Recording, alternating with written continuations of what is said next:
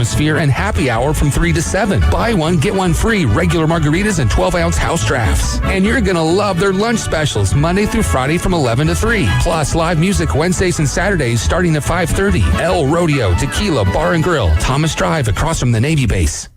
In the jewelry business, there is no substitute for experience. David Adamson has over 46 years of experience, 32 of those in Lynn Haven. Designing and creating fine jewelry is more than a job for David, it's a joy. If you're looking for a spectacular jewelry design that says you, or perhaps you need your jewelry repaired, look no further than David Adamson Designer Jewelry. All work is done in-house and always to your complete satisfaction. Stop in today at David Adamson Designer Jewelry, 830 Ohio Avenue in Lynn Haven. They're on Facebook and at tcjeweler.com.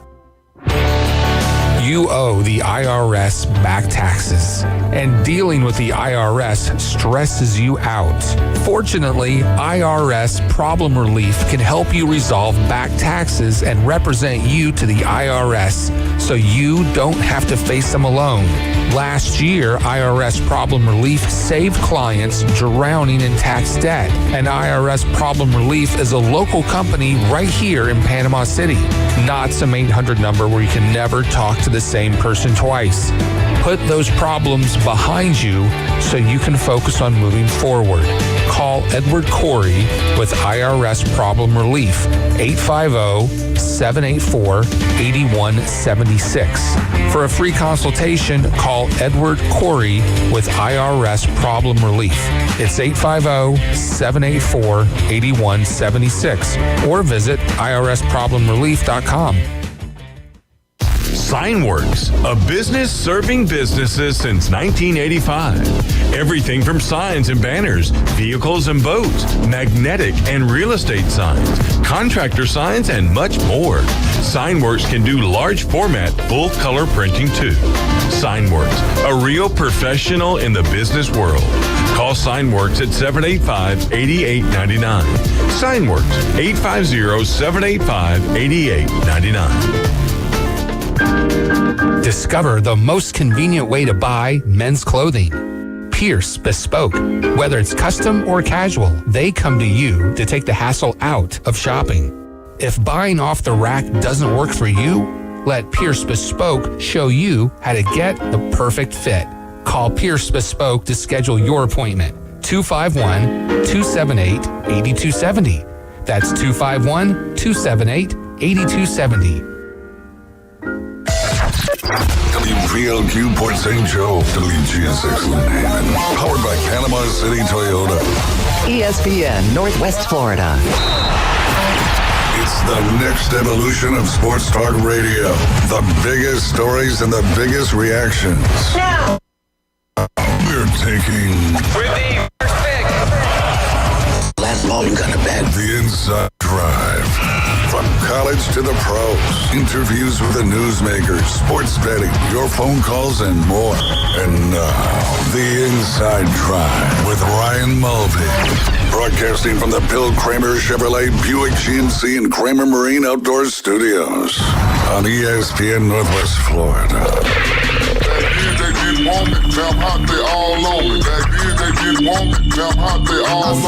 And good Monday morning. You're listening to The Inside Drive. We are back, and I'm going to tell you we're back because it is July 8th, and I wouldn't be able to say that if this was the best ever recording. But we're officially back.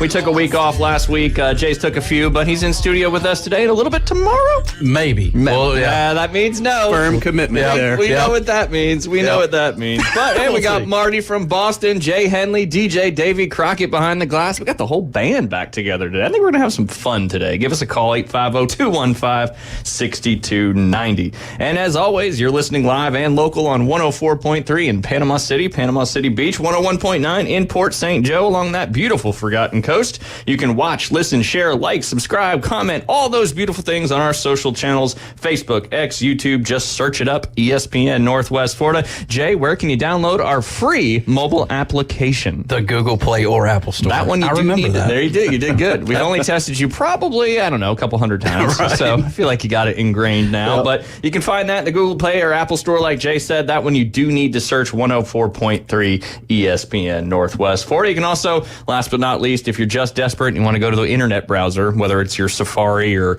your Chrome, or does anybody use what internet? Is Internet Explorer still even alive?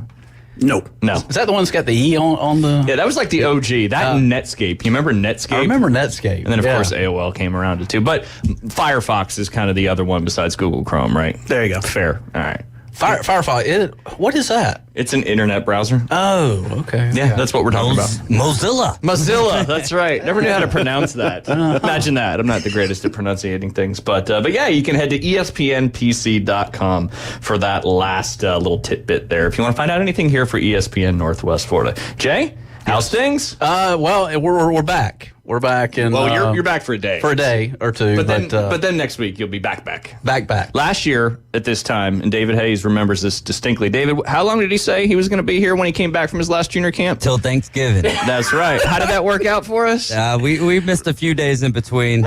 But for the most part, you were here. So I promised my daughter, she was valedictorian back a few weeks ago. Still so shocked. Me too. I'm very shocked. And but I promised her a trip to Charleston. So at the end of the month, we'll go to Charleston and maybe I'll play some golf or do something, and she'll do whatever. Have you been to Charleston before? It's been a long time. I played Kiowa Island back in 2001 or 2. It's been a while. Oh, man. But I love Charleston. Yeah. Me and Beth got married in Folly Beach. Oh, I did not know that. there you go. I knew the engagement part. I didn't know the wedding part. Yeah, almost. That's not almost the same.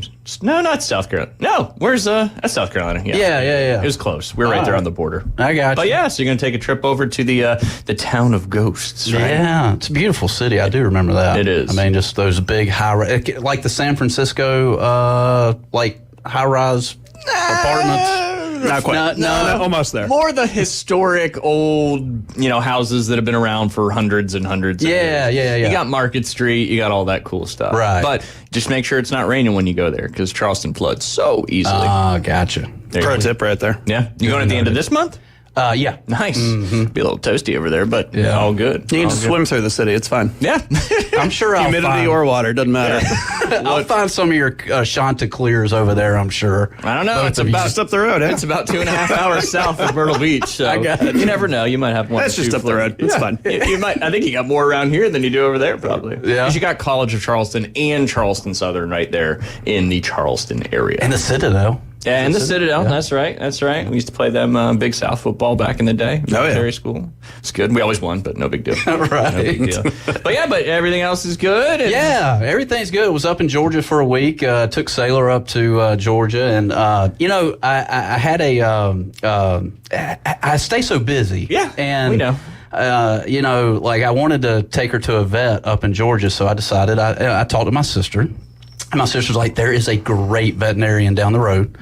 And I said, oh, well, cool. Well, what's his name? And she goes, it's Dr. Ruff. And I was like, Dr. Ruff, how do you spell that? And she goes, R-U-F-F. I go, man, are you serious? Come on, seriously? And so, Pick that up. so I ended up taking Sailor to Dr. Ruff in Georgia, and he checked her out. Weighing in at 40 pounds, about a year old, and she's fully grown now. Wow. A golden retriever. And, that was kind of cool. And then he tells me, he goes, where are you from again? I said, I live down in Panama City. And he goes, there's a Dr. Ruff down in Panama City. So, of course, I Googled it. Of course, you have to. I Googled it. And there's a Dr. Ruff here in Panama City. At the Bay Animal Hospital right there on 5th Street. So then, we talked for forever. And I would have said Dr. Ruff as many times as I could. Yeah. Like, what was that, Dr. Ruff? Are you sure, Dr. Ruff? So then he plays coy with me. I told you this, right? Like he goes, well, I was in vet school and I graduated, and I was sitting around my living room a couple days later, and it kind of hits me. He goes, I'm going to be a vet, and my last name is Dr. Ruff. BS. I was like, come on, dude. Nope. Like, you've known this the whole time, right? Like, that reminds me of the Seinfeld episode with the proctologist, the ass man. Yeah. It's the same thing. Great episode, by the way. They're all so good. I've been watching a lot of those lately. Yeah. And then I look, and, what about a urologist, Dr. Peters? Yeah. Maybe? Yeah. Yep. I don't know. Hey, you're getting closer to that age than we are, so. Oh, gosh. Yeah, I am. Dr. Ruff. Dr. Ruff. What city in Georgia? Hahira, Georgia. Hahira? Yeah. Hahira. Hey, Hira. There's another name. You're coming out with all the names this morning. Sounds like a limerick. It does. Dr. Ruff and Hey Hira. Yeah.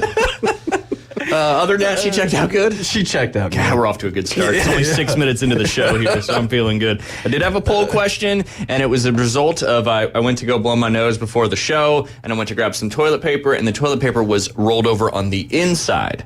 So the poll question today is this is always a big topic of conversation. Do you, when you set up toilet paper, does the end come out to the outside or the inside? Mustache or mullet? Is that what they call it? I've heard that one. Beard or mullet. Or beard or mullet. Yep. Yeah. So the okay, I like that. Yeah. I like that. I've never heard that. This is good. I'm glad I brought this topic up. Yeah. Now I'm going to say that forever. What are you guys? I guess that would be the mustache, and I've been told that that's the only way. I'm the same way. Yeah. I've done beard. Yeah. Yeah. Yep. Mullet. Do you care? I don't care. Yeah. No, you just put it on the thing, and then however it is, it is. Let's put it this way. I have been told that I've done it incorrectly. So I had to. This one was on the inside, or I guess that would be the mullet. So I had to change it to the beard. But I'm a little obsessive compulsive with some things. But so that poll question for today, and I can't believe it's beard or mullet. That's awesome. Yeah. I don't know. It's true. No, I heard that once too, and once you hear that, it sticks. It sticks. Yeah. You're done for life now on that one. Right. Beard or mullet. Man, good stuff. Glad I brought up that as the topic, or I would have never learned this little tidbit of information this morning. Big Monday. Big Monday indeed. How about you, Bill? Good 4th of July week? Oh, yeah. Was out on a boat. First time out by Shell Island and all that. So that was good. Really? My year tenure down here. And then lots of pool time, grabbing some sun. And then, just some fireworks going off here and there. And no complaints for our 4th of July, amigos. There you go. We shot some fireworks that we had left over from New Year's off our dock. Our neighbors, they put on a huge show, which was awesome.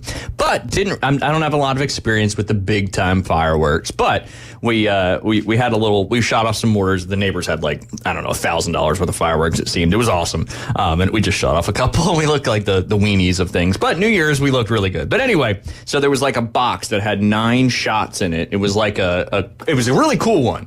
So we shoot that off, and then it was late. We're all tired. 9. We're all tired. It was late, but it's hot too. So I came back in. I was watching the neighbors' fireworks, and all of a sudden, I look at the end of the dock, and it's glowing. I'm like, what's that doing? And I was like, oh, it's on fire. So apparently, you are supposed to pour water on those when they are done. Otherwise, they can catch on fire. What? Little PSA. Maybe it was just me, but I don't know. And then I dumped water on it the first time because I went in the house and got a cup of water, and it didn't. And then it was out, and then it lit up again. I thought it was like one of those trick birthday candles. Yeah. So eventually, I got some water out of the bayou and poured it on there pretty heftily. But anyway, little PSA there. So how much water is recommended to pour something out? Like just a big bucket? More than a cup. Okay. More than a cup. Those inside things were glowing like ember, like super hot. Okay. It was intense. But I've never shot one of those off before. I've only done the tube ones. Yeah. But I shot one of those off, and I was like, oh, good to know. Good to know. The dock didn't burn down because I saw it. Now, if I would have went back in, different story. Yeah. Might have had some issues there. Man, that's crazy. But yeah, the fireworks were aplenty. A lot of places to go, and everybody's celebrating that America, that freedom. Yeah. So you got your Atlanta Braves hat on. Have you guys ever flown on 4th of July night to kind of see the fireworks in the air? And I've heard that would be kind of cool. Yes, Jay. I do that every year. You don't fly on 4th of July? That'd be a bucket list item. What do you do? You hop on a commercial line, or okay? Yeah, just fly out to California and just look at all the fireworks down below. Well, I haven't done it on 4th of July, but as you mentioned, I did used to live in San Diego, and we had SeaWorld down the road, which used to do a big-time fireworks show. #free week. Shamu. That's right.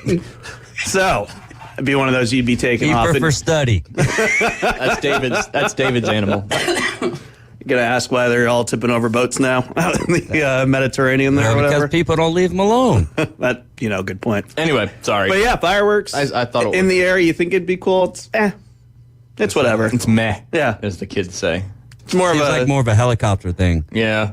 Could be. I wonder if the Panhandle one here they probably did some night ones, because that'd be pretty cool. I could see that, yeah. Huh? Good thought, though, Jay. Good thought.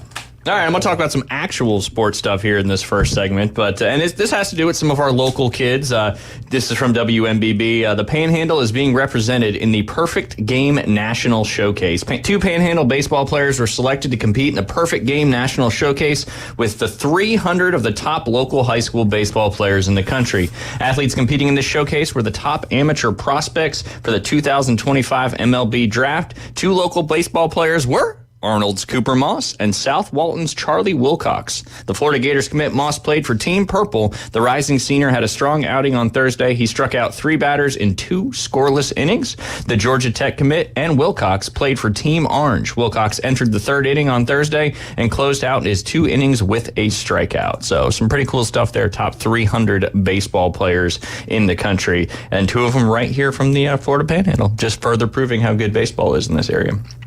All right, we got to talk about it. 4th of July. It's kind of a bust, right? You always want to watch, over there in Coney Island and the hot dog eating contest. And we have a new champion. We've talked about it earlier and the reasons why, but just kind of ridiculous. He ate 58 hot dogs in 10 minutes. Patrick Bertoletti. I think I got it. He easily won the contest, but Joey Chestnut instead he competed in a Pop Goes the Fort celebration in El Paso and won the hot dog eating contest by snarfing down 57 hot dogs in 5 minutes. 5 minutes. Half the time. 5 minutes. Half the time. Half the time. Jeez. But just think about that. This is obvious. This has been 12 minutes since we started the show, 13 minutes. And imagine doing 57 in that amount of time. 5 minutes. I know. I didn't eat that many all of July 4th or the 5th or the 6th or the year? 7th. And I don't know about that. I eat a lot of glizzies throughout the year, That is especially true. here. That is true. Especially here for a quick lunch break. And I like how he went and compete, and he had to go compete in some other hot dog eating contest just to show, he is still the GOAT. But don't forget, they got the other hot dog contest coming up where he takes on his longtime rival Kobayashi in a hot dog eating contest on Labor Day that will be streamed on Netflix. But the reason I get to this is because he has confirmed on social media yesterday that he will attempt to eat 200 boneless wings at Buffalo Wild Wings today. Obviously, Buffalo Wild Wings threw out there, hey, Joey Jaws, if you eat 200 boneless wings tomorrow at all you can eat, I'll extend it to 814. They must be doing some kind of special or something like that. But 200 boneless wings he's going for today. Do you think he does it? It can't be good for you. No, none of this is good for you. None of this is good for you. Like, geez. Well, I got the ultimate question. Yeah, I'm ready. Are they sauced? Or is this naked wings? I think you have to have them sauced, right? Just it could just be like the regular dry rub. I feel like that'd be tougher to get down 200 of those. They'd have to have some kind of sauce on them. Like just mild, maybe though. Probably dipping it in water, knowing him. They got no bread. They got breading. But Frank's hot sauce. That's a good question. I'll try to find out some. 200 of those bad boys. You suffer from political talk fatigue, Jay. I did the other night. I can tell you that. Anyway, that wasn't political talk. That was two men babbling on air. Anyway, do you think he does it? 200? Man, that's a lot. I'm sometimes like, should I get the 8 or the 12? And I'm like, I'll get the 8. 12's too many. Well, let's do some on-air math here. 57 hot dogs, right? Yeah. In 5 minutes. Yep. Does he have a time limit for this one? This is all I got. Breaded or naked?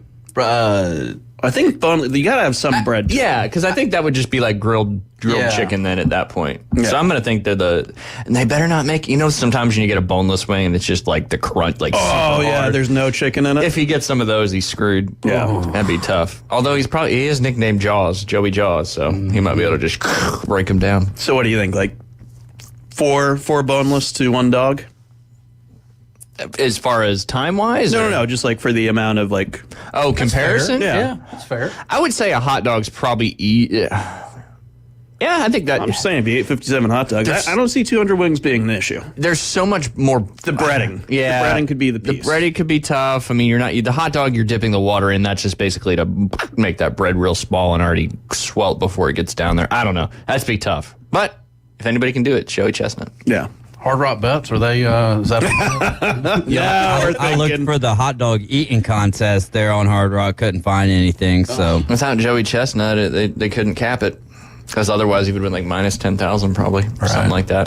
What B-dubs is he at for this? I don't know. I need to find out more. Stop asking me so many questions about this story.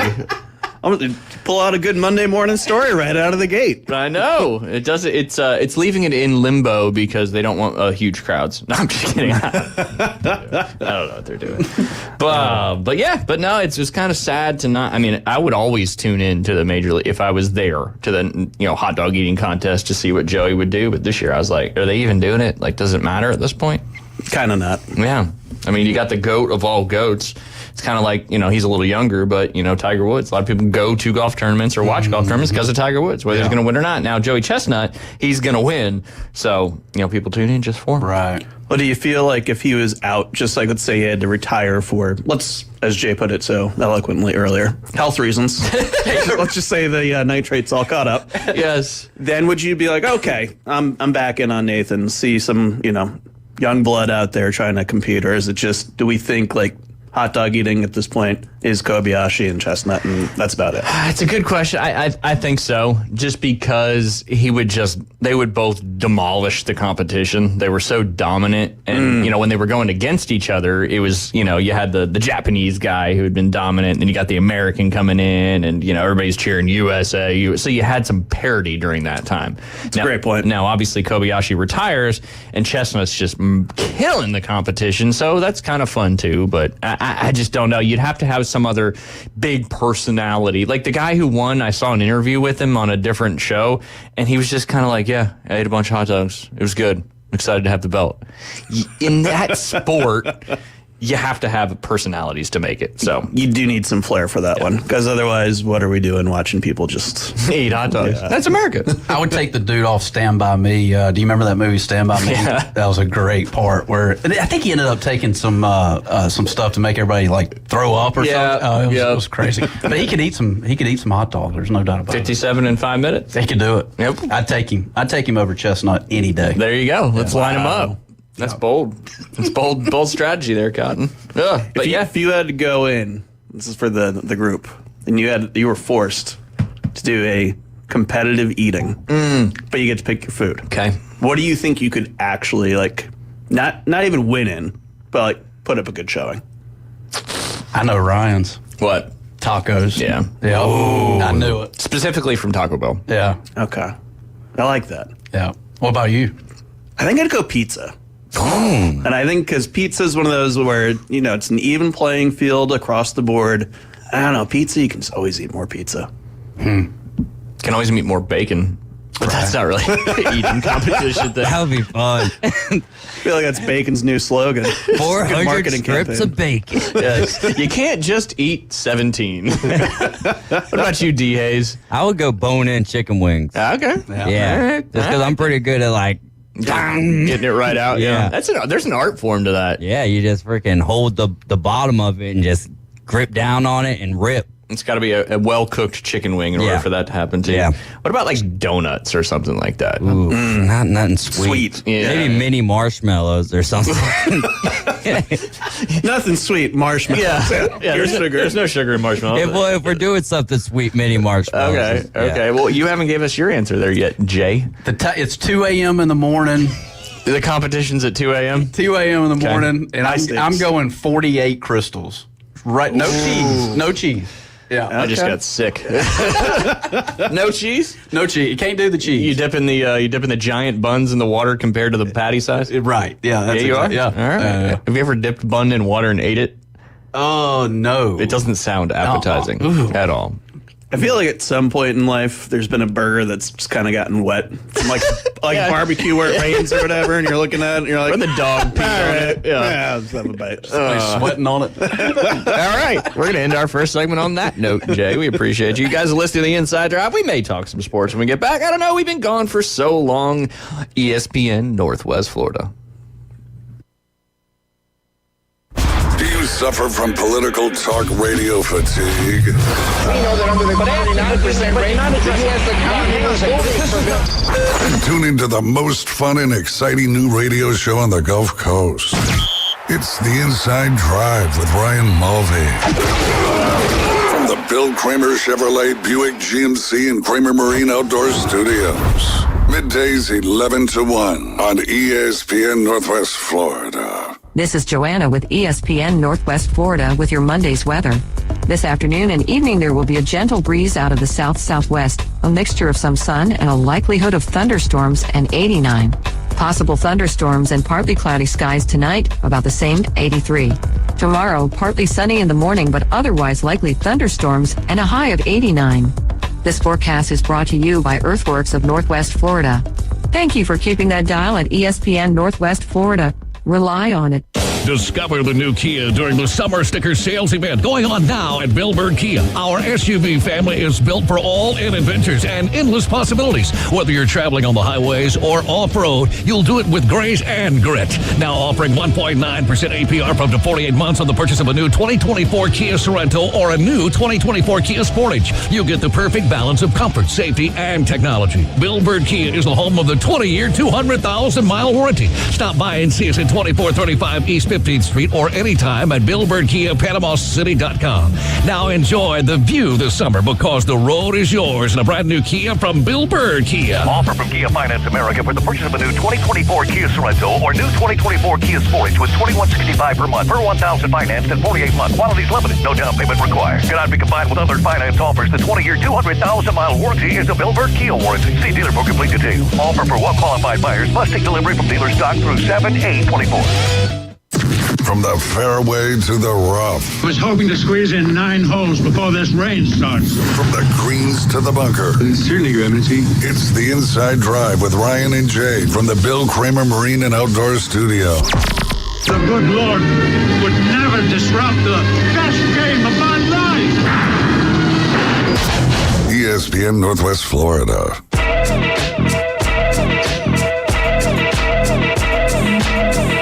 And we are back. You listen to the Inside Drive live here on ESPN Northwest Florida. Jay, yes. That was a little, we've been gone for a little, well, you've been gone for a while, but I've been gone for a week, and we got a great little Caddyshack rejoiner there. I love Good stuff. Yeah. Pretty good stuff. One of the greatest movies out there. No doubt about it. A couple WNBA news before we dive into some soccer or some football, as they call it. But congratulations to, it was a triple-double there by Caitlin Clark. Pretty good stuff. Pretty good stuff. I think first ever by a rookie. And then Angel Reese had her 13th straight consecutive double-double, which makes history breaking, I believe it was Candace Parker's double-double record. So some cool stuff there as that season. All-Star game's getting close. I think both Angel Reese and Caitlin Clark are featuring those All-Star rosters. But again, Caitlin Clark's not heading over to Paris to play basketball yet. Anyway. You watch any of that? I was going to ask you the same question. I peeked here and there. Yeah? Yeah, definitely. Do you think it's going to survive through it? The NBA is going to survive through it? Well, it's been surviving already up until this year, and they've got more firepower than they've ever had. So, I think it's a fair statement. I think it's a fair statement. Yeah. I think more impressive than the triple-double there for Caitlin Clark is the win against, who was it, the Liberty, New York Liberty, because they were pretty big underdogs in that. And I was about to smash, take the Liberty in that game. And, I'm keeping an eye on it. And then the Fever getting the dub with the triple-double because at first, a triple-double with the loss. It's like, all right, whatever, first rookie to do that. That's cool. But then on top of that, you get the win. And it was at the house for him, so that was impressive. And also, Angel, this rivalry between them with the way that they're playing and the records that they're both breaking. Yeah, it's great for the sport. Absolutely. It's enjoyable. Absolutely. And I think the All-Star break's probably coming up here in the next few weeks or so as they about halfway through getting close to about halfway through their season. But the Fever, like I said, they had the upset over the Liberty, but they had a good couple wins against some good teams as well. I know they beat the Mercury a couple of weeks ago-ish as well. It was kind of an upset, so to speak. But I think it's as good as it can be for the WNBA right now, and more people are talking about it, more eyes on it, and the stadiums are full, or the arenas are full, I should say. There you go. There you go. You watch any of the football? I have not. I know. Yeah. Bill, you watch any of the football? Yeah, I was taking a peek here and there. Believe it or not, feeling all, patriotic and such. A lot of baseball on 4th of July weekend. Oh, yeah.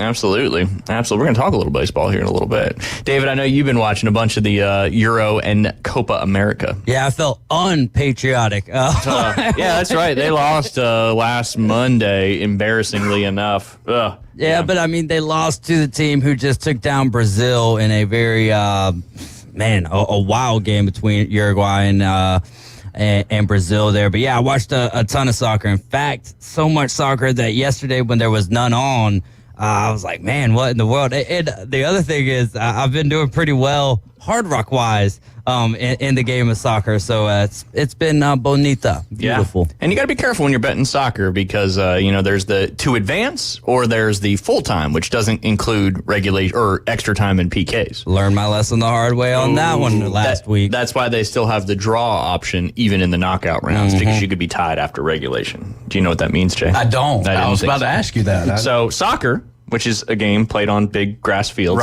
with, penalty boxes and goal and the 18-yard boxes and players. There's 11 on each team. Right. And, if they are tied after 2 45-minute halves and it's a elimination game, they then go to 2 15-minute extra time halves. And it's not sudden death. It's not golden goal. So it's like playing another mini game within a big game. And then if it's tied after the extra times, then they go to a penalty kick shootout. Oh. So when you're betting group play, they can end in a draw. So that's why that's an option. But when you're in the knockout round, I was like, why do they still have that as a draw you can bet? And then I realized because that you're only betting the 90 minutes. Now you can bet for the team to advance. Yeah. That's a separate bet. Now, is that what happened with the Arnold Marlin soccer team? Like basically what you just said? Yeah, that's exactly what happened. And then they ended up winning in penalty kicks at the end. So yeah, look at you bringing it all back around. Yeah. But yeah, I mean, it's kind of catching everybody out, obviously, if you've been paying attention to it. But it's all pretty much run together now. The Copa America kind of caught up quickly because they have, I think, at least a group less, maybe 2 groups less than the European Championships. But if you like PKs, there's been a lot of them in the European Championships since the round of 16 got underway. And Portugal ended up advancing on the first penalty kicks of the quarterfinals. That was the only one there. They ended up losing in penalty kicks, then to France. Germany beat Denmark 2-0 in the round of 16. Spain advanced over Georgia 4-1. And then in the quarterfinals, Spain beat Germany 2-1. So you're on a crash course with Spain and France. That'll be tomorrow at the Football Arena over there in Germany. Any of the games there, David, surprise you a little bit? I mean, I guess England and Switzerland a little bit. Switzerland taking England to the brink, and it would have been nice to see Switzerland go ahead and take England down. But I do like how in the Euros, you've got 2 of the more three of the more popular teams. Then the Netherlands, who, as long as I've been following soccer, which I would say maybe, following that's a very broad term. Like since the World Cup? Yeah. Well, no, because honestly, it's like each World Cup, I'm like, oh, okay. Like, I enjoy international 100%. Soccer. So the Netherlands have been a team that's kind of been on the rise. So I like to see them enjoying some success here. And I believe it is, England and the Netherlands and then Spain and France? Yep, absolutely. So you got some big time countries playing against each other, and then in the Copas, man, what do you have over there? Is it Uruguay and Colombia? Yep. Yeah, that's you're talking about the U.S. and I think why people are really disappointed now is Colombia. They played Panama in the last game in the quarterfinals, and they beat them 5-0. And if you remember, Jay, you don't, but USA lost to Panama 2-1 in what was just not a great performance by them. And offsides and all that aside, it is what it is. But yeah, Colombia beat them 5-0 yesterday. Ooh. Just kind of going to show. And then, what's crazy about France getting back to the Euro Cup is they made a run as far as they have, despite scoring 0 goals in 5 games, which is just great defense. Great defense, and do well in the penalty kicks there. And that was their draws and stuff like that going back. But it's just the more that I watch it, the more that I'm like, man, this game. If you sit there and pay attention to it, outside of the flopping, which we have that in the NBA. And, it's part of the it's just kind of part of the sport. I know, but it is. Yeah. It is. That part of the game is ugly. But outside of that, some of the crosses and when they're, when they score and then you get to the penalty kicks and the heightened drama that's there, it's just something that the more that I pay attention to it, I'm like, man, this is a very interesting sport. Oh, yeah. And they there's cross country with the ball, baby. That's it. CCW. AP? Yeah, that's right. The acronym. And it's a lot of running, that's for sure. But yeah, and what's the thing? Liam and I have been watching a lot of it just because he enjoys watching international soccer. Well, of course, he's sad because he's a Ronaldo guy and Portugal's out. But good riddance. Yeah, you're either Ronaldo or Messi, and the kids are the same way. They're either Ronaldo or Messi, and if you like Messi, you think Ronaldo's terrible. If you like Ronaldo, you think Messi's terrible. And then Mbappe's kind of floating around there in the middle, and everybody kind of likes Mbappe because he's young. But yeah, there's been so many penalty kicks, and we talk about like football. You got to study. You get the playbooks, all that stuff. A lot of people don't realize either. Those keepers, they're studying what the tendencies are of all the potential shooters in these shootouts. Because man, the keepers, some of these guys have been on fire in these PKs, and they know their tendencies. And it's not just you're lining up there and trying to stop the PK. You've done some homework. You've studied up to know what okay, these are probably the 8 guys that have a chance to be in the shootout for the other team. Watch them take, because all the technology they have nowadays is it's cool. There's just a lot more to it than I think people realize, which is fun. Well, the best part about a PK too is, especially if you're a goaltender, it's not even your reaction time. It's you have to commit to making a move. You're either going left, going right, or you're kind of holding your ground, right? Yeah. And I agree. It's one of those pieces where it's that good old sports psych out, where it's like, all right, if you're the striker and you always drill it top right corner, all right, I'm going to kick this little dribbler left to make the goalie look silly.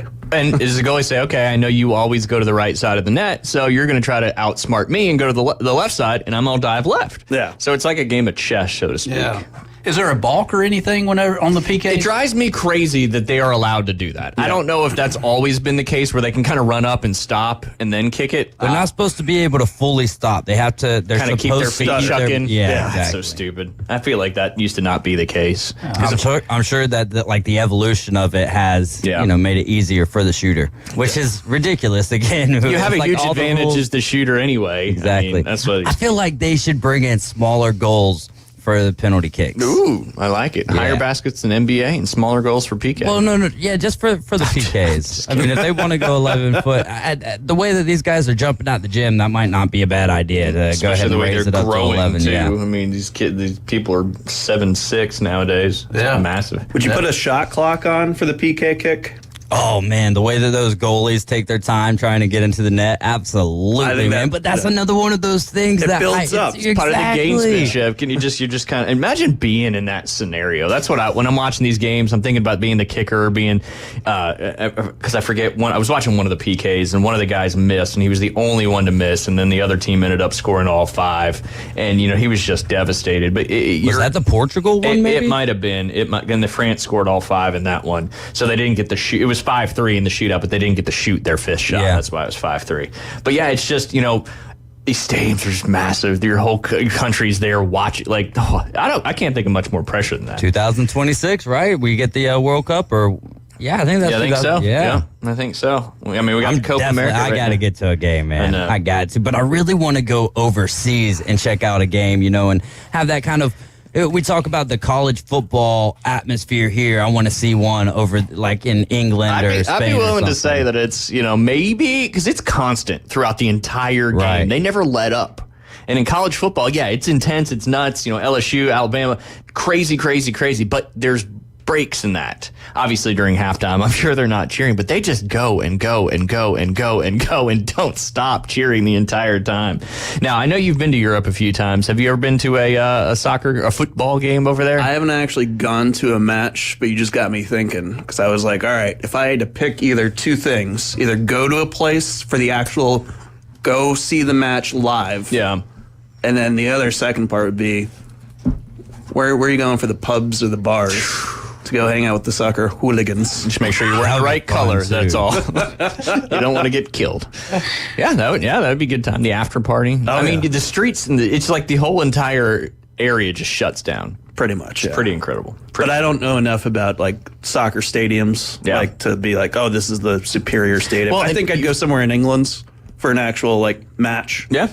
Just because I think they, between... You'd be able to understand the people around. That would probably help to actually, in stadium versus if you're at a bar, restaurant, pub, you can get by not knowing the lingo as long as you're shouting the right way. You know how to say beer in the native tongue. Yeah. It's a little easier nowadays, too. Or you just go full gringo and go the opposite of what everyone is. And that's how you end up going to the hospital, if you're lucky. If you're lucky. If you're lucky to get out of there, that is for sure. But it's just, these penalty kicks and just everybody's watching you and there's so much pressure and you're expected to score. So the goalie makes the save, that's unexpected. the pressure is all on the player, in my opinion. Obviously, the keeper can stop one to, win the game, etc. But it's more expected as the shooter to score. It's kind of like would you say you're expected to score in a shootout in hockey? No, I think the edge goes to the goalie. I agree, yeah. Because that's what got me thinking with the stutter step. Because like for hockey, Jay, you got to actually continue to move the puck forward the entire time. You go back. Stop, go back, done. DQ'd. Yeah. But yeah, no, I think... Well, who would you rather be, the striker or the goalie? Probably the goalie. Really? Yeah. Ooh. I did play goalie growing up too, but Advantage. I feel like you from like the excitement standpoint, if you make the save, it's way more exciting than scoring. Obviously, scoring the goal to win in advance is pretty special. Yeah. But if you stop to win in advance, kind of like the Arnold keeper did, he won the game on a save. Stop. Yeah. It's incredible stuff. I mean, you're expected to score. Yeah. What do you think, Jay? What would you rather be, the shooter or the keeper? God, y'all going to put me on the spot here. Are we talking hockey or soccer? Both. Let's go soccer. Saki. And not the good stuff from Japan. Oh boy, I kind of want to be in control. I want to have that ball. I want to be able to. I want to be the striker or the. Do you call it a striker in soccer or just shooter, hockey? striker, shooter? Yeah. No. I want to be. You can call whatever you want. Yeah. McGavin. Yeah. I want to be the shooter McGavin. Yeah. There you go. Yeah. There you go. Yeah. Huh? I don't know. What do you think? More pressure to make a 4-foot putt to win the U.S. Open, or more pressure to score the last goal in a penalty kick shootout to win the Euro Championship for your team? Probably the 4-foot putt. Really? Yeah, I think so. Yeah. Gentlemen? Oh, the football. Because if you miss, you let down the whole team. Yeah, in the entire country. Yeah, there you go. The entire country. The death threats are going to be mounting up after that. Whereas if you lose the U.S. Open, maybe your caddy gets mad at you, and you're mad at yourself for a little while, and then you got another tournament the next week. Yep. True. Yeah, I was football, all in on that one. Yeah, there's a lot more pressure. I'd like to be the goalie for Argentina, Martinez or whatever his name is. That dude is, he's a riot. Yep. The vibes are high with him for sure.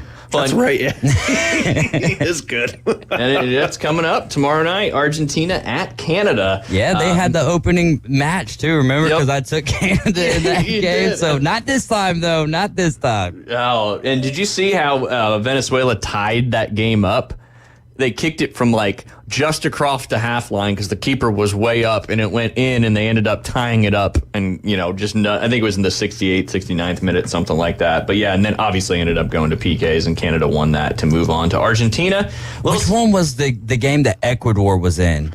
Ooh, let's see. I think I don't know. I can't remember who that was. Argentina? Yeah, that game was wild because it was in the 90th minute or whatever. Ecuador scores, felt like they had no shot. Then they almost score in the 95th minute or whatever. Then it goes to PKs, and it was all over and said and done from there. But man, yeah, a lot of great games in a game that I'm not very familiar with. But each time that it gets into this international play, and I've never really paid attention to the Euros and the Copas like this before. Yeah. It's normally just World Cup, but I think it's going to be a mainstay. Do they play these every year, or is this every?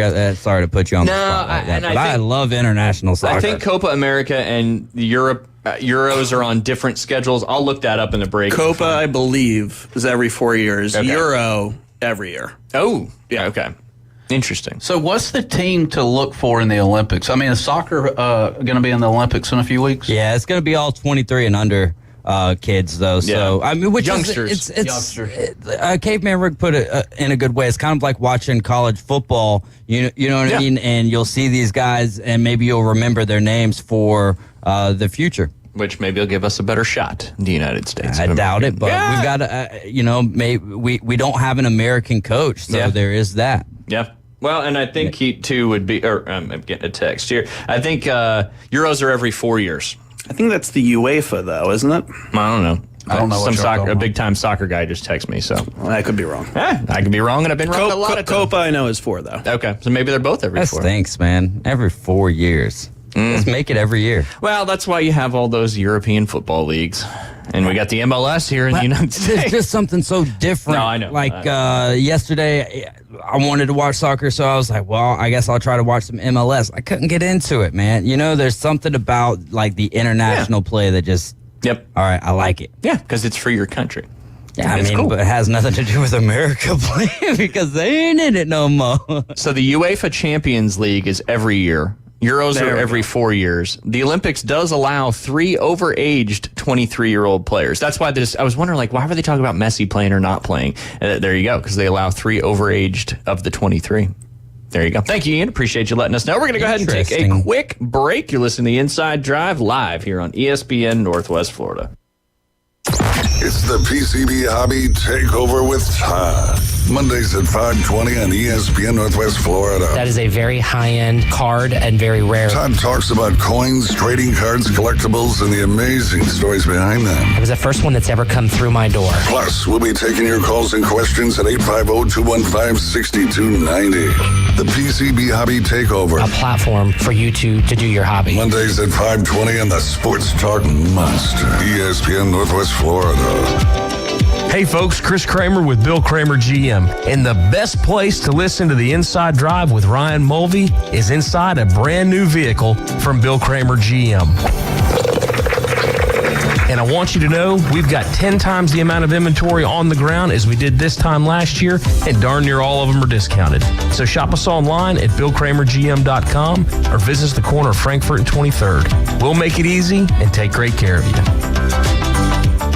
Your biggest investment is your home. Protect it while also improving its appearance with Earthworks of Northwest Florida. We have sand, mulch, gravel, or lay down decorative stone, all available for pickup and delivery. Discover your dream landscape with Earthworks of Northwest Florida.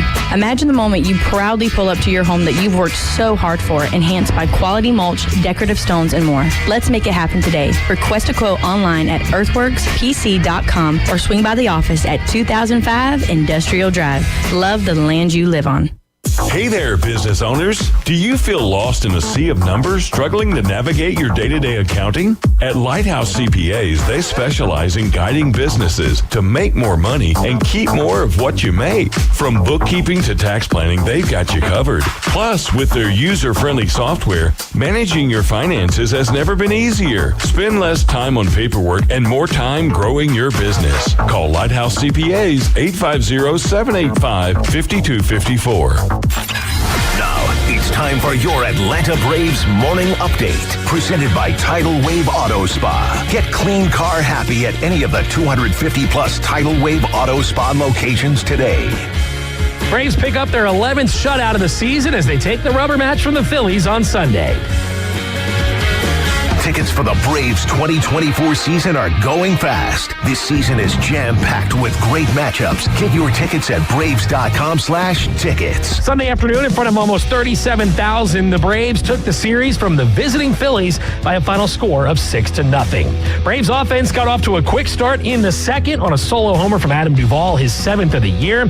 3 batters later, Jared Kelenic added a 3-run homer, and then it was Matt Olson's solo shot ending the afternoon for Phillies starter Michael Mercado. Braves would tack on another solo shot in the bottom of the 6th from Eli White, his first of the year. Meanwhile, all Reynaldo Lopez did was toss 6 scoreless innings, allowing 2 hits with 3 walks and 6 strikeouts, picking up his 7th victory of the year to improve to 7-2 on the season. For the Braves, it marked their 11th shutout victory of the year, while the Phillies were blanked for just the 3rd time all season.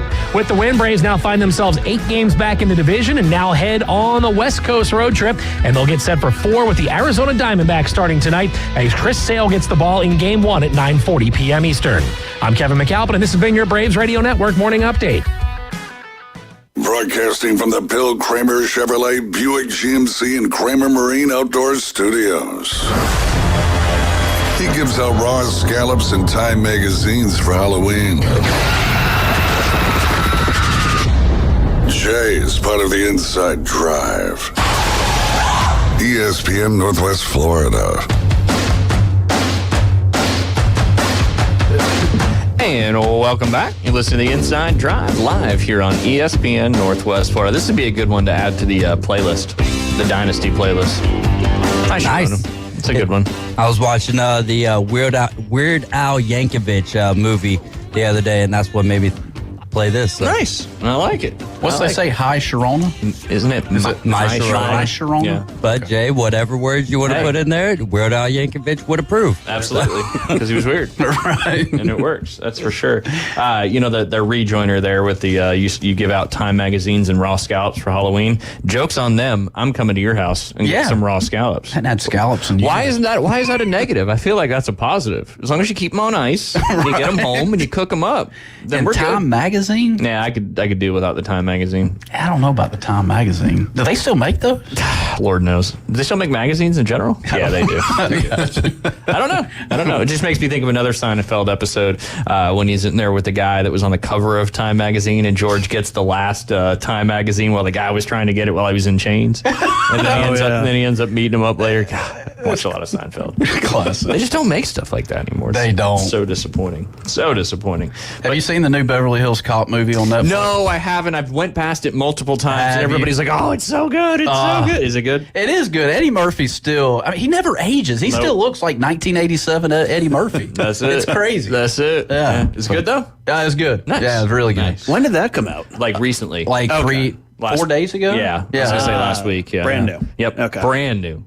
But it takes on the same skit as the '80s Beverly Hills Cop, and Eddie still has his humor. So I mean, it was good, like you just mentioned, right? I mean, we need that kind of humor back into. I feel like it's slowly starting. I feel like to it get there is a little too. bit. I feel like slowly it is starting to get there a little bit. So wait, was this like a reboot on it, or was it? Okay. Yeah. It's a new. Yeah, it's a new one. Okay. Yeah. All right. Absolutely. So yeah, I mean, his daughter's a lawyer out in Beverly Hills, and he ends up going to help solve a case that she's on. But There you I go. won't. Yeah, I won't spoil it. Yeah, don't spoil it Yeah. for us. Don't spoil it. Absolutely.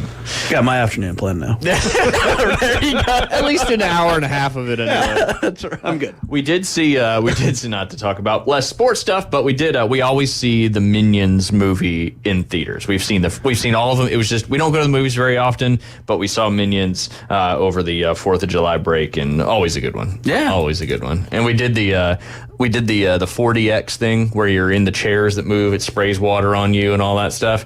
Have you ever done one of those? I haven't. Have you? No. Yeah. That does not sound like a good time to me. Second person that said it's not worth it. You haven't even said it yet, but I can read your emotions.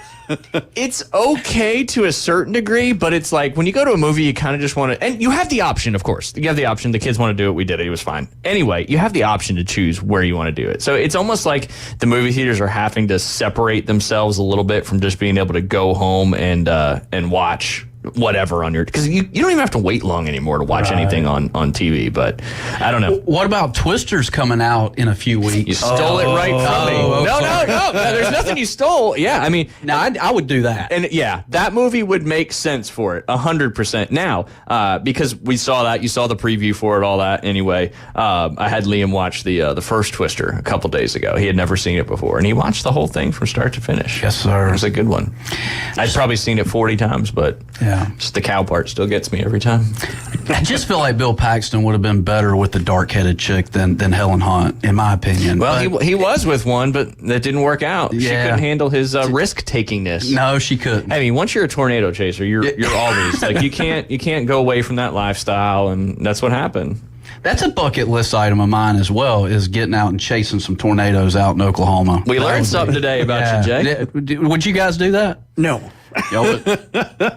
Liam was like, I want to do this. I was like, please don't.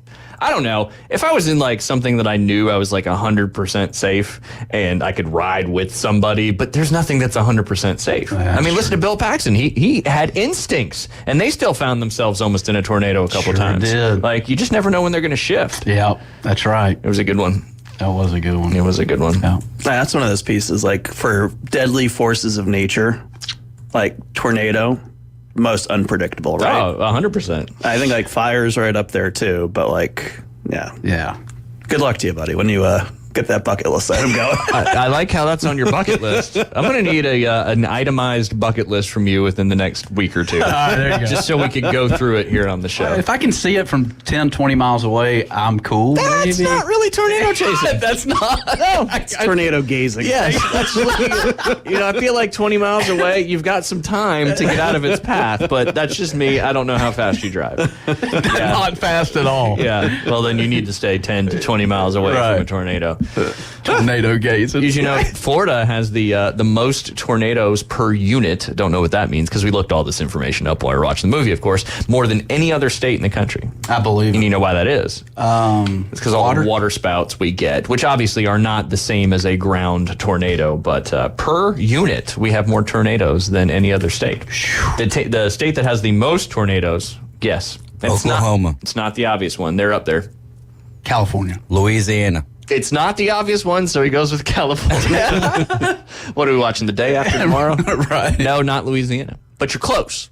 Oh, man. Texas. Texas has the most tornadoes reported every year. I knew it was somewhere in that region because I watched this documentary on, it's like a 4-part documentary on different natural disasters, which was very intriguing. Yeah. More land equals more opportunities for tornadoes. So, that makes And you sense. have to have convection. Yeah. Convection is an important part of that. There's a lot of wind in Texas, so that makes sense. Convection, absolutely. Yeah. That's the same thing. Yeah, high and low pressure. Didn't know that. Hitting each other creates convection. I thought he was talking about ovens, Jay, so. That's true. It's kind of the same thing. You have in a convection oven, it's moving all around. Ah.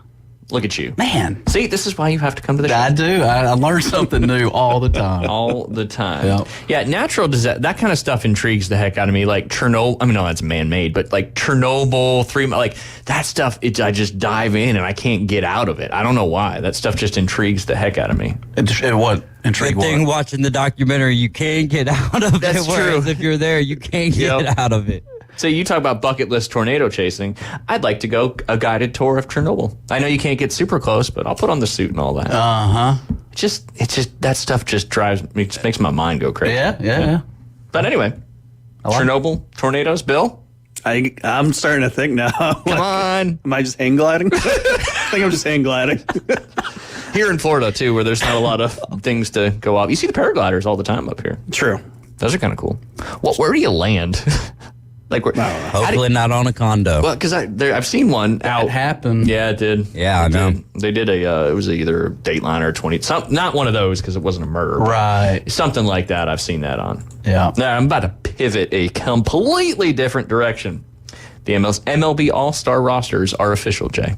Really? Really, indeed. I know you're excited. You know who the starters are? I feel like there's a few pitchers from the Braves that are. I believe Chris Sale is the only pitcher from the. Or no, Lopez got in there too as well. But the starters on the American League side, you've got Yordan Alvarez. He's from the Astros. Adley Rutschman. He's a catcher from the Boston from the Baltimore Orioles. Vlad Guerrero Jr. sneaking in there again. He's the first baseman. Jose Altuve second. Jose Ramirez on third. Gunnar Henderson, the other starter from the Orioles. He's playing shortstop. Aaron Judge and Juan Soto from the same outfield are both American League starters, and then Stephen Kwan is the other American League outfield starter. Any surprises there? Anybody just comes off there that you don't really know? No. Bill? David? Nobody? I was going to say, isn't one of the pieces for just the overall All-Star piece, who had the most representation? Was it the Phillies this year? I think it was either the Phillies or the Orioles, but yeah, I think it was. Phillies had 7. There we go. Okay. Dodgers had 6. I don't know about the American League side of things, though. The Orioles have had quite a bit. So switching over that National League side, who's the designated hitter, National League? Come on. Ozuna? He always puts on a show. Oh, Harper? Who?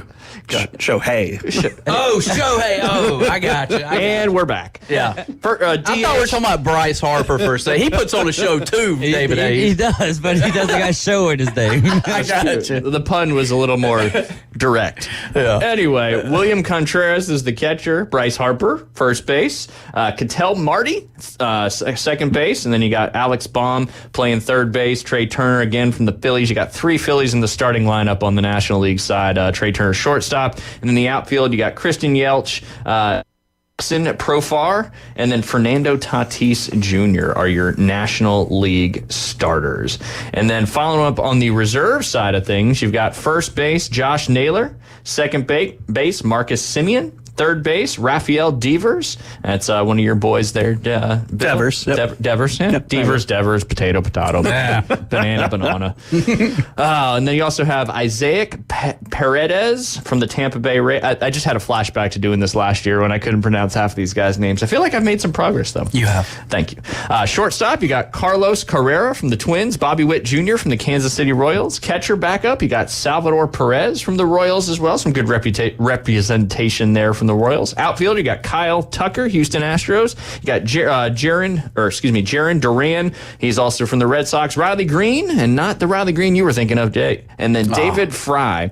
I'll go through the rest of them here maybe later on today in the show if we have time, but I know we're running up here on a break. Real quick on the NL side, you got Pete Alonso from the Mets, Freddie Freeman from the Dodgers, first base reserves, Luis Arraez from the San Diego Padres, second base reserves, Ryan McMahon from the Colorado Rockies. He's on third base reserve. Shortstop, you got Mookie Betts, Elly De La Cruz, and C.J. Abrams. You've also got Will Smith in the catcher reserve position from the Dodgers. Outfield, you got Teoscar Hernandez, Jackson Merrill, Helio Ramos. Did I get that one right? Helio Ramos? No, it's okay. And then, I don't know. There's been so many that I'm like, whoa, no. Brian Reynolds. These may be all new people to you that you've never heard of. But when we get back, it'll be our first afternoon delight debrief in quite some time. You're listening to The Inside Drive live here on ESPN Northwest Florida.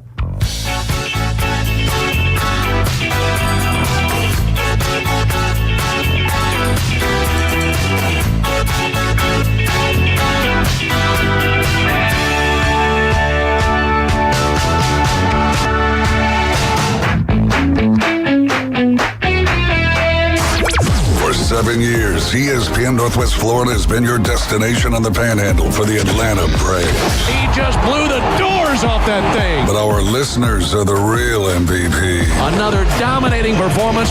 So this year, we're giving away more tickets to Truist Park than ever before. Keep listening to win family 4-packs to experience the Atlanta Braves. From ESPN Northwest Florida, PCB Hobby, Pepsi, Fairfield, Hampton Inn on Thomas, and Home 2 Suites. This is Joanna with ESPN Northwest Florida with your Monday's weather. This afternoon and evening there will be a gentle breeze out of the south-southwest, a mixture of some sun and a likelihood of thunderstorms, and 89. Possible thunderstorms and partly cloudy skies tonight, about the same, 83. Tomorrow, partly sunny in the morning but otherwise likely thunderstorms and a high of 89. This forecast is brought to you by Earthworks of Northwest Florida. Thank you for keeping that dial at ESPN Northwest Florida. Rely on it. Hello, this is Rick Vossen with RV of Panama City, your local Stormore portable building dealer, located at 2241 East Baldwin Road. Shopping for a garage, portable building, cabin?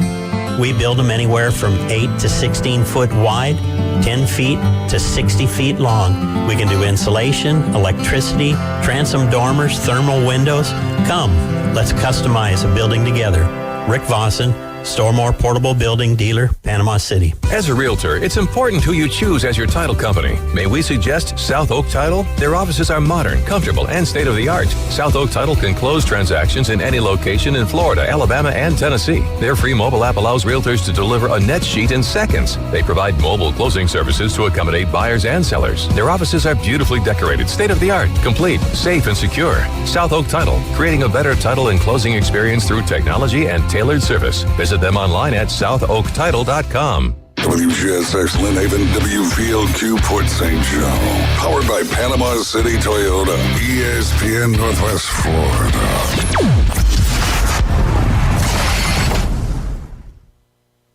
Rockets in flight. Afternoon delight.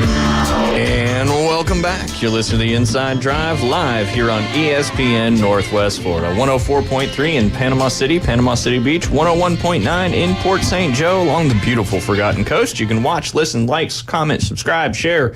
I don't know if there's anything else you can do on there, but that's on Facebook, X, and YouTube. Just search up ESPN Northwest Florida. Download our free mobile app inside the Google Play or Apple Store. That one you do need to put a 104.3 in front of ESPN Northwest Florida. You can always go to ESPN ESPNPC.com as well.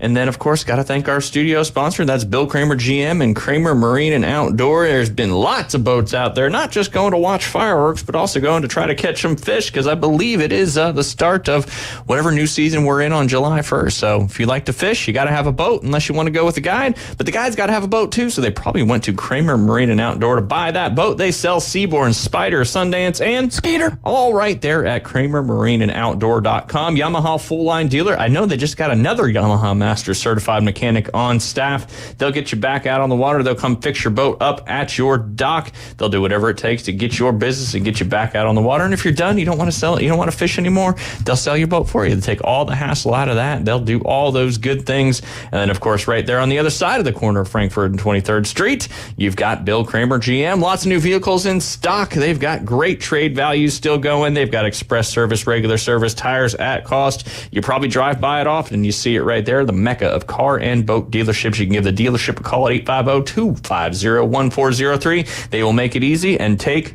great care of you. All right, that's some good stuff. Before we dive into our afternoon delight debrief, I do believe we have a call on the line. It's our good friend Travis. Travis, how are you doing on this warm Monday? Warm. Yes, warm indeed. We miss fall.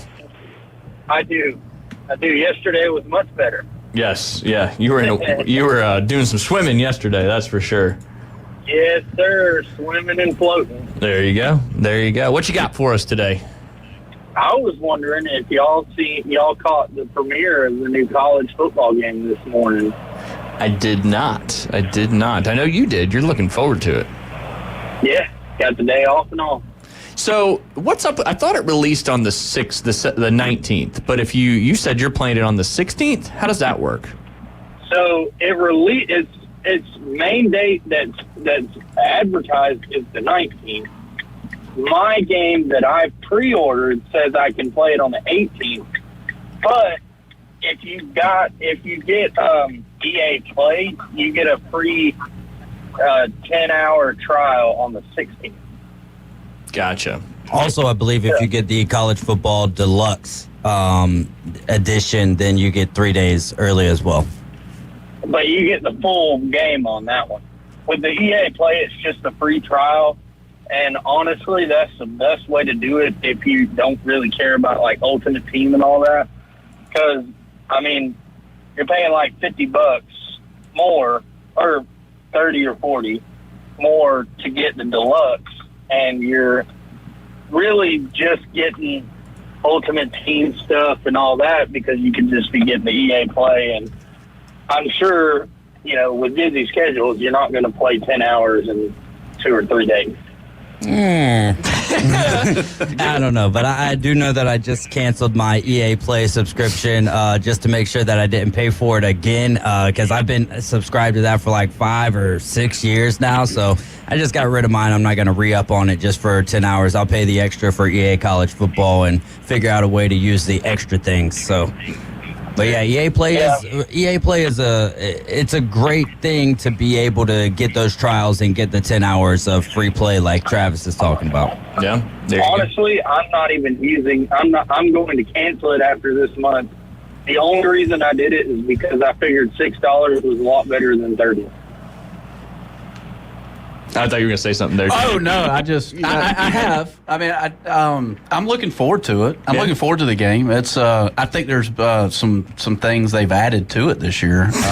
Well, considering they haven't had it in, 12 or 10 years, I think there's a few things that they've added. You really have to watch your quarterbacks. And, I mean, if you throw them hard, man, like their arm's going to get, nice and, it's going to, you got to watch. You got to watch every aspect of the game. Interesting. Yeah. I like it. Well, this morning, they really deep dive on it. Actually, this morning was the biggest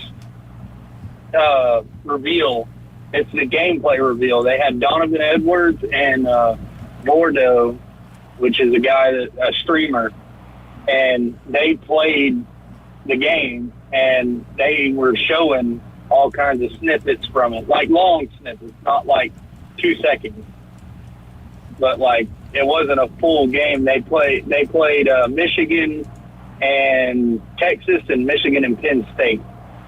And spoiler alert, Bordeaux got his butt kicked. and which is weird for being a YouTube streamer that literally plays football.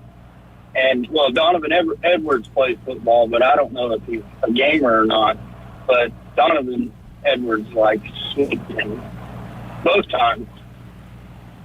There you go. Well, Travis, I hate to bounce you off, but we've got about a week's worth of afternoon delight debriefs to get to, so I want to jump into some of those. But hey, give us a call again. You know, it's next week. It's coming out. You'll be able to play it a week from today. So after you play it, give us a call and let us know how it's going. I will, for sure. All right. Be safe out there. Drink lots of water. And I know you have a good connection with water, so make it happen. Yeah. All right, Travis, we appreciate you, man. Take care. All right, Jay, you want to go first? Or I've got several, but you want to go first? You want me to go first? I mean, yeah, I mean, I'll go. Let me get kind of set up. You want me to go first? Yeah, go ahead. All right. I'll ease us into this because we're going to take some directions here that may be a little more extreme than usual. Do you want Guinness Book of World Records or do you want animal? Oh, well, you know, we love animals. That's true. Yeah. That's true. We do love animals. Yeah. Absolutely. Well, there's a lot of different animal ones. Let's live on. All right. This isn't. We're easing into our afternoon delight debrief with this one. I beg to differ. You don't want to go full force? I beg to differ. Well, once he jumps in, then I know. We'll go full force here in a second. Mystery emu found wandering loose through Pennsylvania neighborhood. Did we talk about this one already? It says it's from July 5th. That's why I was like, I don't. Yeah, we have not. Okay. We have not. The Pennsylvania Police Department is trying to find the owner of an unusual escaped pet wandering loose, an emu. The Newton Township Police Department said on social media that patrol officers encountered an emu wandering in the area of Stoupville Road and Rosefield Drive. The post included a photo of the emu standing next to a resident's driveway. The department said it was trying to identify the emu's owner so we can return it home safely. Wow. Easy peasy. The fireworks got it, I think. Is what I mean. Oh, it spooked the emu? It spooked the emu. That makes sense. Yeah. Makes sense. So we chatted about an emu on the loose a few weeks ago, but this is sounding like it's becoming a trend. Another emu. Yes. That's what I thought. We did talk because I remember doing the emu head with my hand. Correct. Yeah. But now it's an epidemic. epidemic. Open. It's an epidemic. Are they trying to find home? Is that like wherever their home may be? Homeward bound, an emu story. Maybe they're not satisfied with their caregivers. Well, considering they're probably not supposed to be there, I mean, that's fine too. Yeah. All right, dive in, Jay. Well, first of all, let's start out with Bill Belichick, right? Because I mean, you know, Bill Belichick a few weeks ago. I'll throw a little sports into it. Bill Belichick autographed his younger girlfriend Jordan Hudson's homework when they first met on a flight in 2021. Ooh, did you know that? Yeah. Bill Belichick's 72-year-old coach began a romantic relationship with 24-year-old cheerleader Jordan Hudson after a philosophical exchange over a college homework project. The two were spotted together at Tom Brady's Patriots Hall of Fame induction, where Brady praised Belichick in his speech. Belichick had previously been in a long-term relationship with Linda Holiday, which ended in a very contentious separation. Ooh, contentious is contentious. Don't know what contentious like butting heads. Yeah. You've used coy and contentious today on the show. Now you did read contentious. You brought coy to the table with your own brain. Right. So. Yeah. But contentious, arguing beard versus mullets on your toilet paper roll. There you go. Ooh, what is the poll results on that? I would like to know.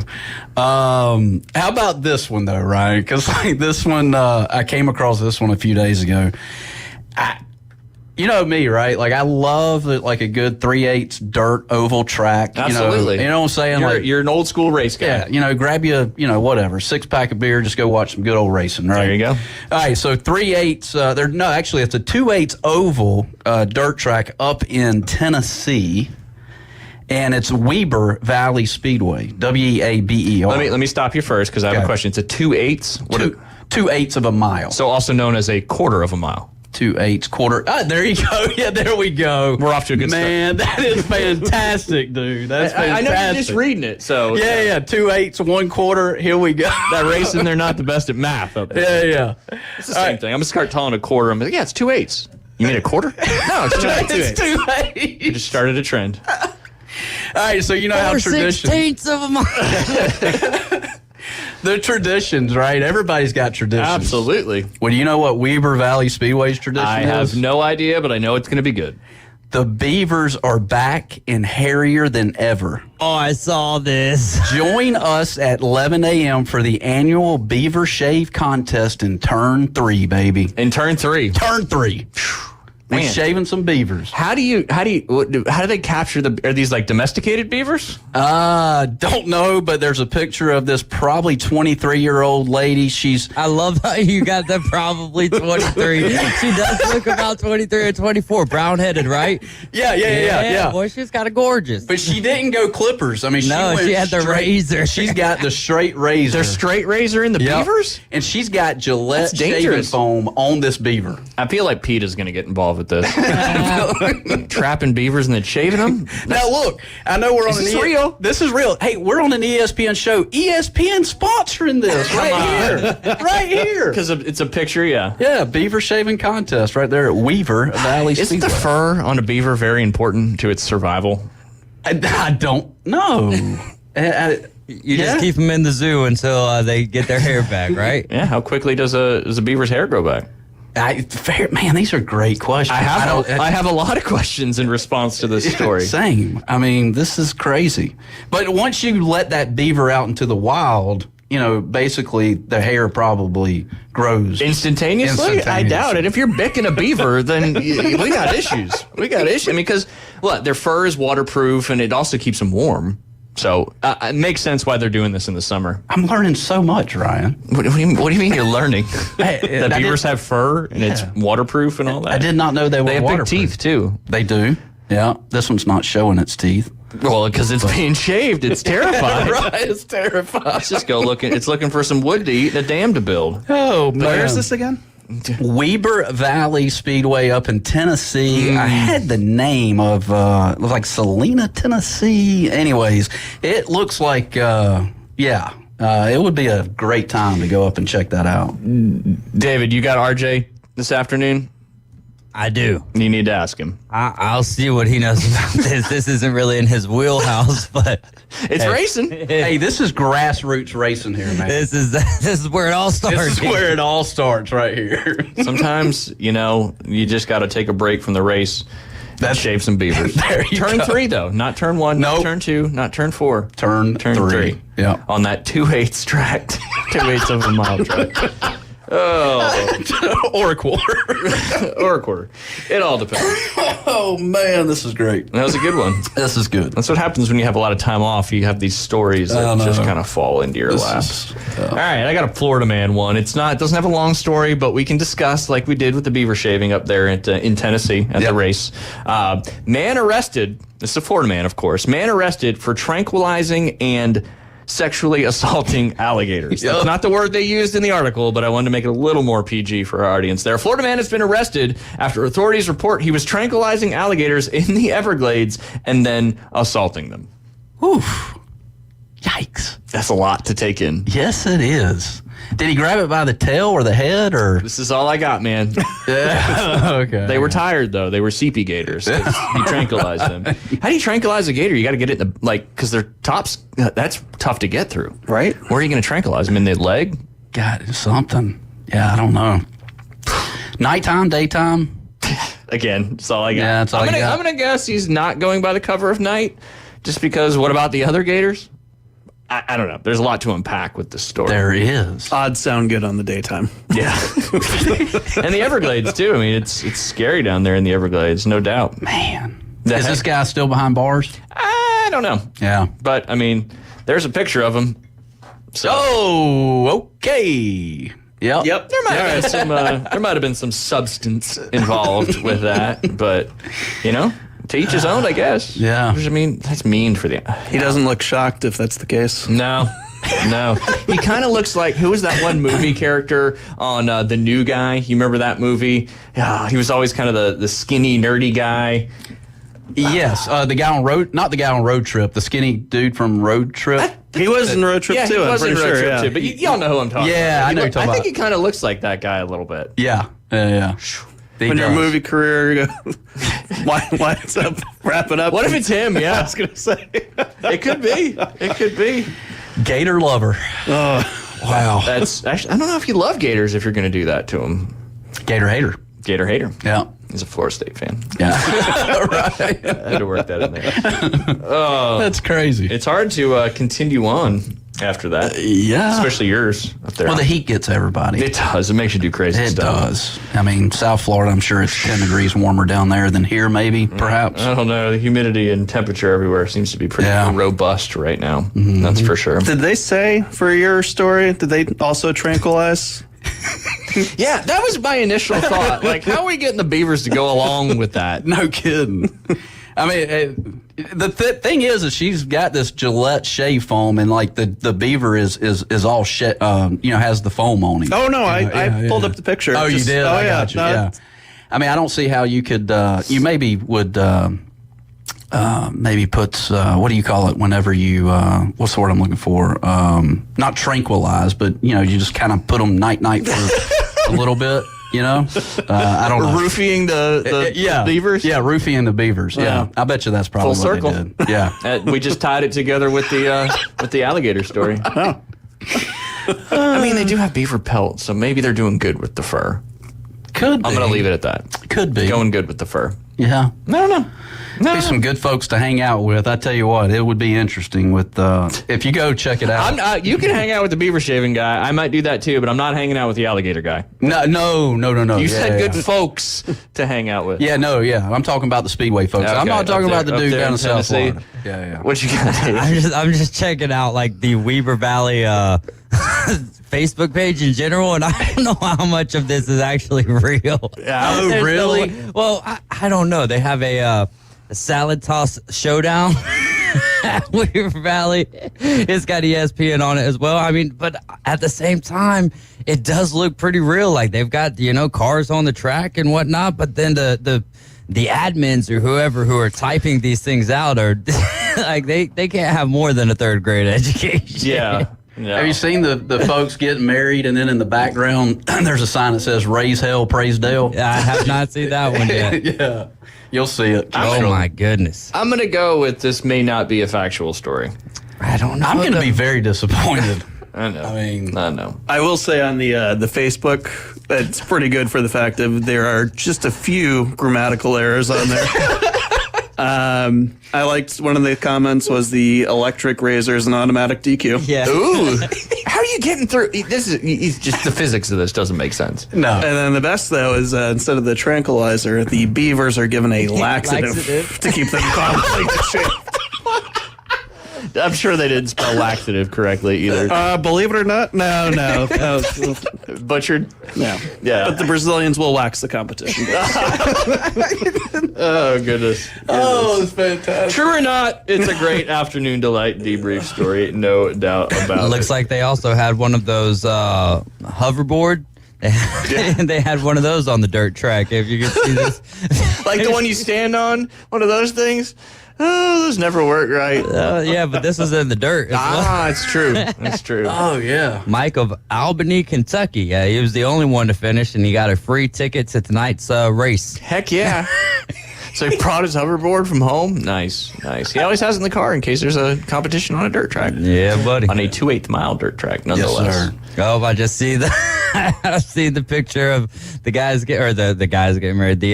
The couple getting married there with the raise hell, praise Dale. There you go. In the background.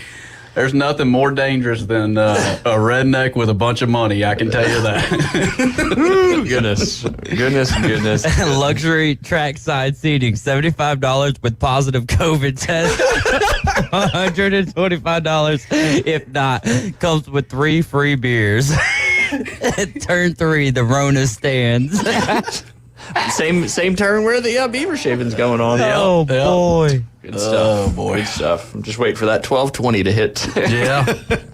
Get me out of this, well, right? No, I can't really. There's no other story I can talk about at this point. We went pretty high on both of those, that's for sure. Again, true or not, the beaver shaving story up there on turn 3 is pretty solid. Yeah.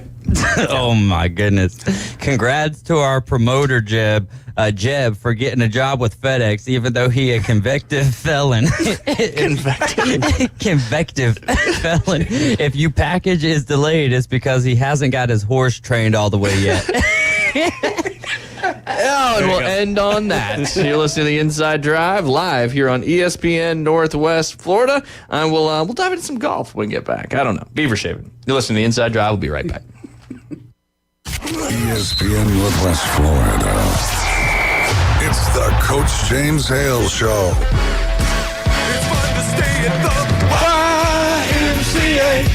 Hang out with Glenn's buddies. YMCA. Come on, Glenn. Do that WY. There's so many things I could say to that. Don't. Weekday morning 7 to 9. ESPN Northwest Florida. Good afternoon. This is Joanna on ESPN Northwest Florida with your forecast on this Monday. A chance of thunderstorms and some sun the rest of the day with a gentle breeze at 10 miles per hour out of the south-southwest, and look for it to be 89. Tonight, there will be a chance of thunderstorms and partly cloudy skies with the temperature reaching 83. This weather is brought to you by Ellis Agency Insurance. Thank you for keeping that dial on ESPN Northwest Florida. Rely on it. With over 65 years of combined experience, Instant Replay Sports Cards is happy to help you take your collection to the next level. They carry all the new hobby boxes, signed memorabilia, and supplies. New and vintage cards in Pokemon. They sell and trade cards and are always looking to buy. They're an authorized source for Topps, Panini, Upper Deck, and Leaf cards. Instant Replay Sports Cards is open 7 days a week at 752 West 23rd Street, down from Academy Sports. It can always be reached at InstantReplaySportsCards.com. If you spend any time at all in your yard, you're going to encounter fire ants. We know they can ruin a party. That's why we're this area's experts at fire ant elimination. As your certified top choice professional, we will rid your yard of these unwanted invaders. Brock Pest is so sure they will get rid of fire ants that they offer a 1-year guarantee. Enjoy your yard fire ant free. We guarantee it. Give us a call for your free consultation. Brock Lawn and Pest Control, our family protecting yours since 1968. For the Inside Drive with Ryan Mulvey and Jay Henley. This man is destroying golf. Broadcasting live from the Bill Kramer Chevrolet Buick GMC and Kramer Marine and Outdoor Studios. You may be right, but our ratings are up and we're attracting new youthful sponsors. ESPN Northwest Florida. And welcome back. You're listening to the Inside Drive live here on ESPN Northwest Florida. Jay. Yes. Golf. The sport you love. Yes. What do you think is going on there on the PGA Tour right now? You can't think about nothing else other than beaver tails right now. They'd be warm to put one on, Davey. DJ Davey Crockett. That's all he thinks about. All right. Is that beavers? That's raccoons. Raccoons, yeah. Dang it. The correlation was not there. They're probably cousins. I would think. I think a lot of those people at that racetrack, too, were cousins. That's right. Anyway, pivoting back to golf. So we had another massive low scoring, actually setting the scoring record up there at the John Deere Classic. Not a lot of people playing in this one that everybody knew, but it was another first-time winner on the PGA Tour, breaking the scoring record up there at the John Deere Classic, 28 under par for Davis Thompson. That makes 9 first-time winners this year on the PGA Tour. I want to discuss that once I go through this list. The first one, Nick Dunlap. He won the American Express Championship earlier this year. Then you had Matthew Pavone, your U.S. Open pick that did so well. He won the Farmers Insurance Open. Obviously, that's a big-time event over there at Torrey Pines. Jake Knapp. That's your boy as well. He won the Mexico Open at Vidanta. And then we had Austin Eckroat, who won the Cognizant Classic. We also had Stephen Yeager, who won the Texas Children's Hospital Open. Taylor Pendrith, who recently won the CJ Cup, Byron Nelson. And then we had Chris Gitterup. He won the Myrtle Beach Classic over there at the Dunes Club in Myrtle Beach. Great golf course there. Good one. Yeah, and then Robert McIntyre recently won the RBC Canadian Open. And then, as I just mentioned, Davis Thompson won the John Deere Classic up there in Illinois, setting a tournament scoring record. So with all that being said, first, my first question to you both, why do we have so many first-time winners? And then two, do you think it's because we have all these signature events as well, and then is the LIV playing a thing into this? But what do you think? What do you guys think? A lot, 9 first-time winners in the 2024 season. I don't know if that's a record or anything like that. I didn't dive that deep, but just want to get your thoughts.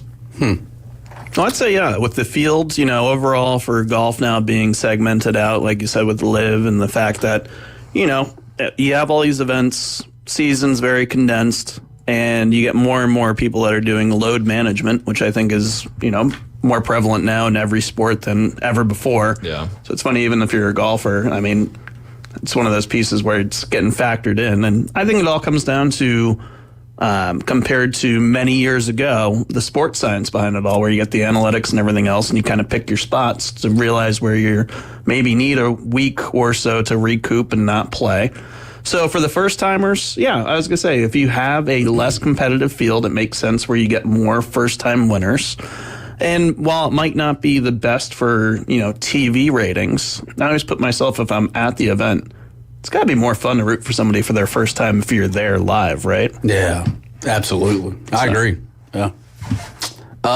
Good question. I don't know. All right, I'll jump in while you're actively pondering. I am. I mean, it's interesting. Golf is one of those deals where you basically, if you're on the high, you're on the high, and if you're on the low, you're on the super low, in my opinion. And I just feel like some of these will be one-time winners, in my opinion. Yeah, one and done. Yeah, one and done. Which is very common on the team. But look, you're getting a Masters invite for next year. There's a lot of things that happen. Davis Thompson, now he's getting to go play in the Open Championship here in a few weeks. So it opens doors to, many other things. But, I'm kind of with Bill. I like to see these one-time winners, but I don't know. I just don't watch golf as much as I used to. I definitely want it to all come back around and everybody, let's get the top 100 back together. And I think that's kind of, got me a little bit away from the game a bit as far as watching it on Sunday afternoon. Yeah. I used to watch it every Sunday afternoon. Yeah. It's kind of my deal, but. Well, I'll play kind of devil's advocate on both sides of it. So I think it's good because, like what you guys were saying, it allows other people that, wouldn't have had a chance if the LIV Tour didn't exist or if the signature events didn't exist to play in PGA Tour events and potentially, win and get, qualified into other things. And then on the flip side, the fields are not as strong. If first-time winners is cool, yeah, I mean, that's an awesome thing. But, the main golf fan wants to see the big names, wants to see them battling to win and all that kind of stuff. So I think it's kind of both twofold. I think, it's good for golfers. Is it good for the, the viewership and the ratings and all that? I don't know. I don't know if it is or not. Yeah. I mean, you definitely want to see the young guy coming down the stretch on the the last 9 holes, right? From hole 63 to 72 and see what he's made of. Is he gonna be a hero or is he gonna be a zero? But yesterday, I mean, he was 6 or 7 shots up. I mean, I guess, from a viewership standpoint, I would have watched it maybe a little more if there was only a 1 or 2 shot lead. But I mean, he was gonna. Yeah, there's no drama at the end of it unless he absolutely implodes. Which the way everybody was shooting at that, past weekend or whatever, it was all good. Started doing laundry at 2:30 rather than 6. Yeah, there you go. And that brings me to another point. Do you think the players are just that much better, or do you think they have set up these courses a little bit, or have we got to the point now where the ball rollback may be something that has to happen to dial? I mean, 28 under par for 4 rounds that's averaging 65 or 7 under par every round. Yeah. But, I mean, I think we started out that tournament with a 59 on Thursday, thinking that, have we ever seen a 30 under or better? I don't know if we have. It seems like they can always kind of get that golf course a little bit more hard as the weekend goes to limit it to. I mean, 30 unders would be ridiculous. I don't think I've ever seen that. I think we've hit 30 under before. I mean, this is just a record for this tournament. Yeah. But, I mean, you're talking about the guy, Davis Thompson shot 7 under. Thorbornson shot 8 under. Luke Clanton shot 8 under. C.T. Pan shot 7 under. I mean, your top 4 finishers all shot better than 6 under par on a Sunday. Right. Like, I don't know. There's 2 sides of the coin. Do you make it harder so they have to really win the tournament, or do you make it easier so they really have to win the tournament, but by making making a lot of birdies. Yeah.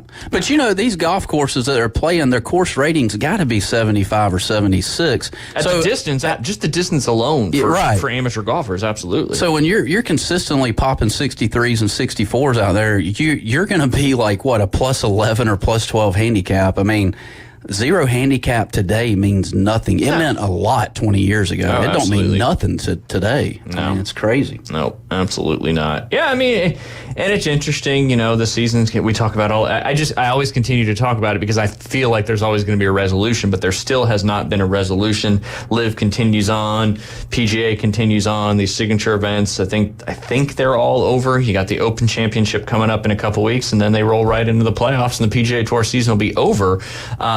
Will we have a resolution over the break? I don't know. Do want to mention from the tournament this past weekend, Luke Clanton, you know that name, right? Florida State junior. He did real well in the national championship. He finished tied for second in this tournament, shooting a 24 under par for 4 rounds of golf as a college amateur. Is the college golfers just that good? And if you placed a lot of these top college golfers on a PGA Tour, they would be able to do well. Yeah. Yeah, that's just kind of where we are in golf right now. I think so, yeah. I really do. Well, and that's just, it makes that window to make it to whatever tour you're trying to make it to even tougher when you got guys that are still amateurs playing in college that can go out and shoot 24 under par in a PGA Tour event and finish tied for second. But he didn't just do it this week. He is back-to-back top 10 finishes on the PGA Tour. The previous week at the Rocket Mortgage Classic, he finished tied for 10th, and that was ended on a nice long birdie putt on the 72nd hole. And then, of course, as we mentioned, he shot 8 under par in his final round yesterday to be tied for second, 24 under par. He was obviously, he's 20 years old. He's in college. He shot 63, 67, 67, 63.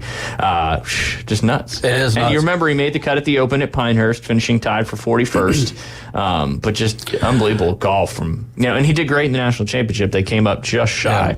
Well, when we talked to Trey about how they, these college guys prep for some of these tournaments, and I think that's what making them better on the PGA Tour as they get onto their first year. Because look, when they're playing in these tournaments, Trey has this email, I guess, that comes through that basically like, all right, we're gonna have 2.5 inches of rough, for this tournament coming up. Yep. The greens are going to be a 13. Oh, so then they can prep. Point. Yeah, they can prep with that new Seminole Club in Tallahassee. They can prep for this, and that's what the green superintendent does at Seminole Golf Club is they prep them for that. So that has a lot to do with it. I mean, think about us three, going out and playing and not playing in rough for a couple of years, and all of a sudden you play in a tournament that has 4 or 5 inches of rough. You're toast if you're not hitting the ball straight. Yeah. So I mean, it's a great point, and like you said, we do talk to Coach Jones all the time, and even Amy Bond at FSU. That's half the reason they renovated the golf course. Yeah. Was to be able to simulate how difficult, because the college courses they're playing are so difficult now too. So when they get to, the John Deere Classic, TPC, is it what TPC Deere Run? That rough was thick. It was thick, yeah. But these kids, kids and young men, they generate so much club head speed nowadays. It's like what you talk about. It's hit the ball as far as you can. Right. Doesn't matter where you are, as long as you can hit it again, you're going to have a chance to make birdie. But Clanton will compete at next week's ISCO Championship in Kentucky on a sponsoring exemption, and he'll keep the A denoting amateur next to his name. He's now at 9 on the PGA Tour University accelerated points, accruing 2 this week and 1 for the made cut for a top 10, chasing the 20 cumulative points that awards an automatic PGA Tour membership following the next academic year. And that's another point where I think you see a lot of these guys qualifying for these PGA Tour events and keeping their amateur status because they have this whole PGA Tour U, which is just a great opportunity for college kids to make it up there to the PGA Tour. But I'm hoping to get Trey on in the next couple of weeks just to talk more about, the state of golf and these guys he has on his team that are just unbelievable. Oh, yeah. It's just, golf is so hard, but yet you keep seeing more guys come up. Right. I'll bring up one more topic on golf. The LIV Tour, the PGA Tour, right? We've proven that these college kids, the top college kids, of course, are just as good as the guys on the PGA Tour. And even Frederick Ketrup, he's now a professional. He's won, I think, either back-to-back or back-to-back-to-back tournaments on PGA Tour Americas. So, I mean, it's just crazy how good these guys are. Do you think you'll see more guys that maybe aren't PGA Tour U qualified to get their PGA Tour or even their Korn Ferry exemption, deciding, oh, well, if I get an invite for LIV, maybe I'll go there, and get a guaranteed, however many, 30, 40, which is insane because a lot of guys won't ever make that much in their whole career. Do you think you'll see more guys going to the LIV Tour versus trying to go the PGA route, whether it's the PGA Americas, Korn Ferry Tour, PGA Tour?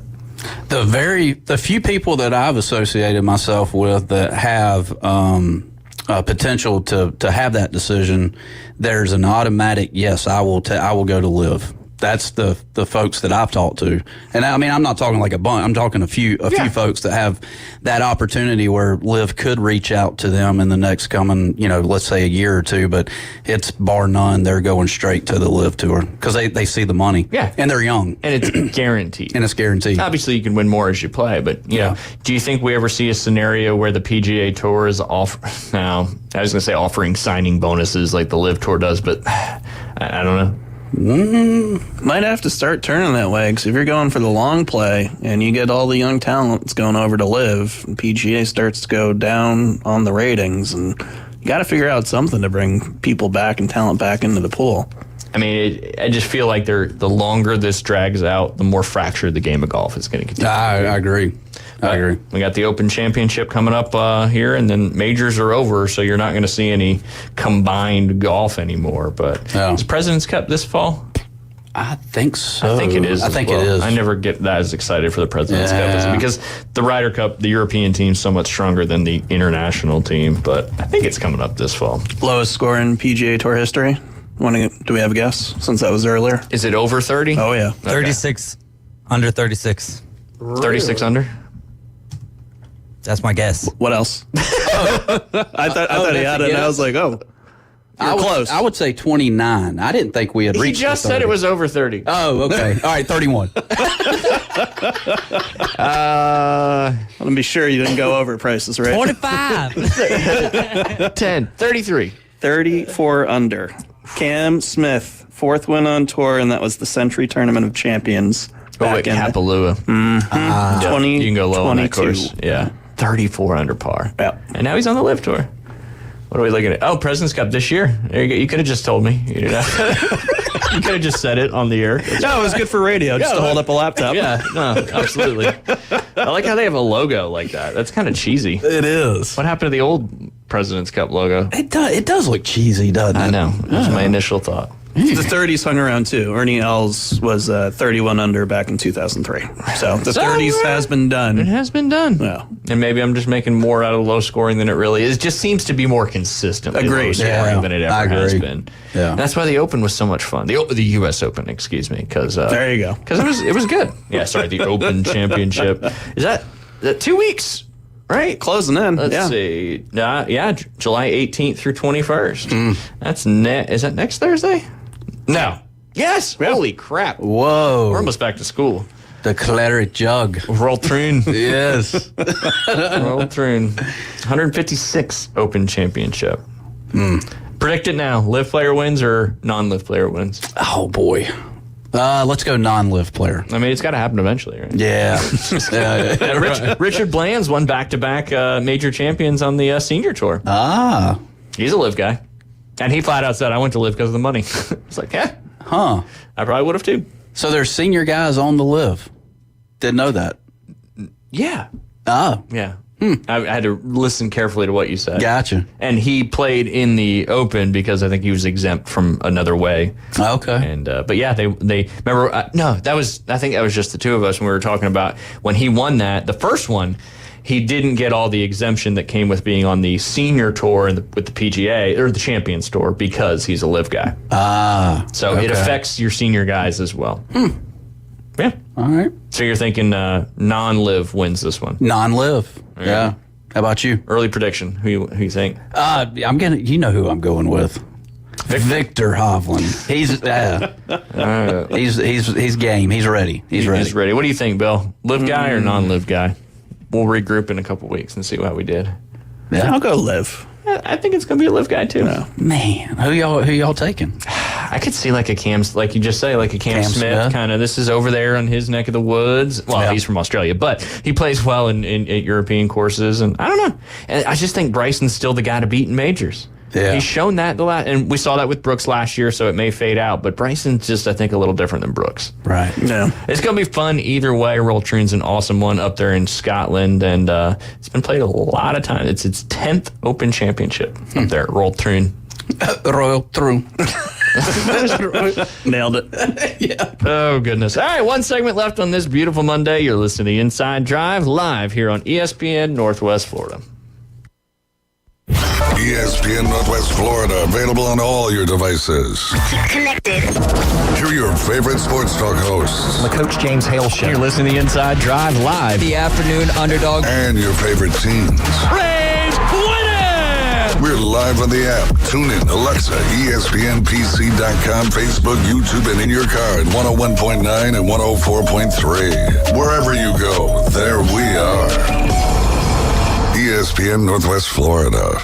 Are you tired of hearing 2 weeks when you call to get your boat worked on? Hey folks, it's Chris Kramer with Kramer Marine and Outdoor, and we'll get you in and back out on the water as quick as possible. We're a full-line Yamaha outboard dealer and Suzuki outboard dealer, and we have master-trained certified mechanics on site. So if it's just an annual service, electronics install, trolling motor install, or all the way up to a full repower, we can take care of you. So stop by and see us in the corner of Frankfurt and 23rd next to Bill Kramer GM, or call us at 850-851-0453.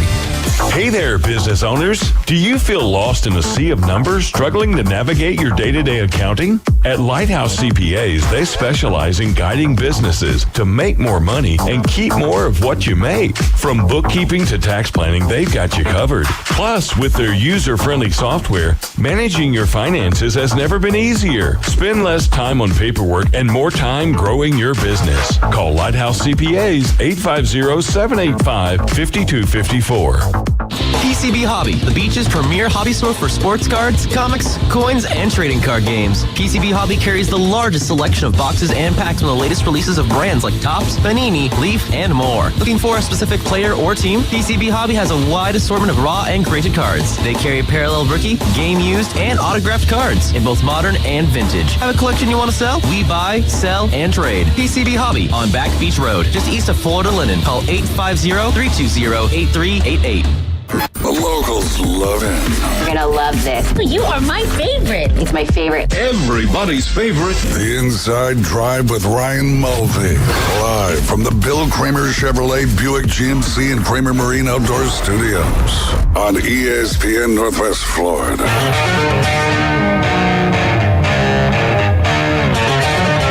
And we are back. You're listening to the Inside Drive live here on ESPN Northwest Florida. Hanging out with Jay Henley, Marty from Boston, DJ Davey Crockett behind the glass. We hope you enjoyed this Monday show. Football season is right around the corner, and you should always advertise with the Inside Drive here on ESPN Northwest Florida. Not just during football season, because they listen. They're out. You hear it all the time, Jay. You're out there on the teaching, on the teaching tee. On the teaching tee. That was my inner Ralph Jackson there. On the lesson tee, as we like to call it. And you hear about it all the time. I do. People you don't even know. Yep, that's right. So, hey, give me a call, 843-254-8215. No robocalls, though. Just calls if you want to sponsor. There you go. There you go. Yeah. Inside, it's coming up here soon. I mean, it's right around the corner. I mean, we felt like it was so far away, but we're really, a month from the NHL, from the NFL Hall of Fame week and some preseason getting kicked off, and then about, 6 weeks from college football.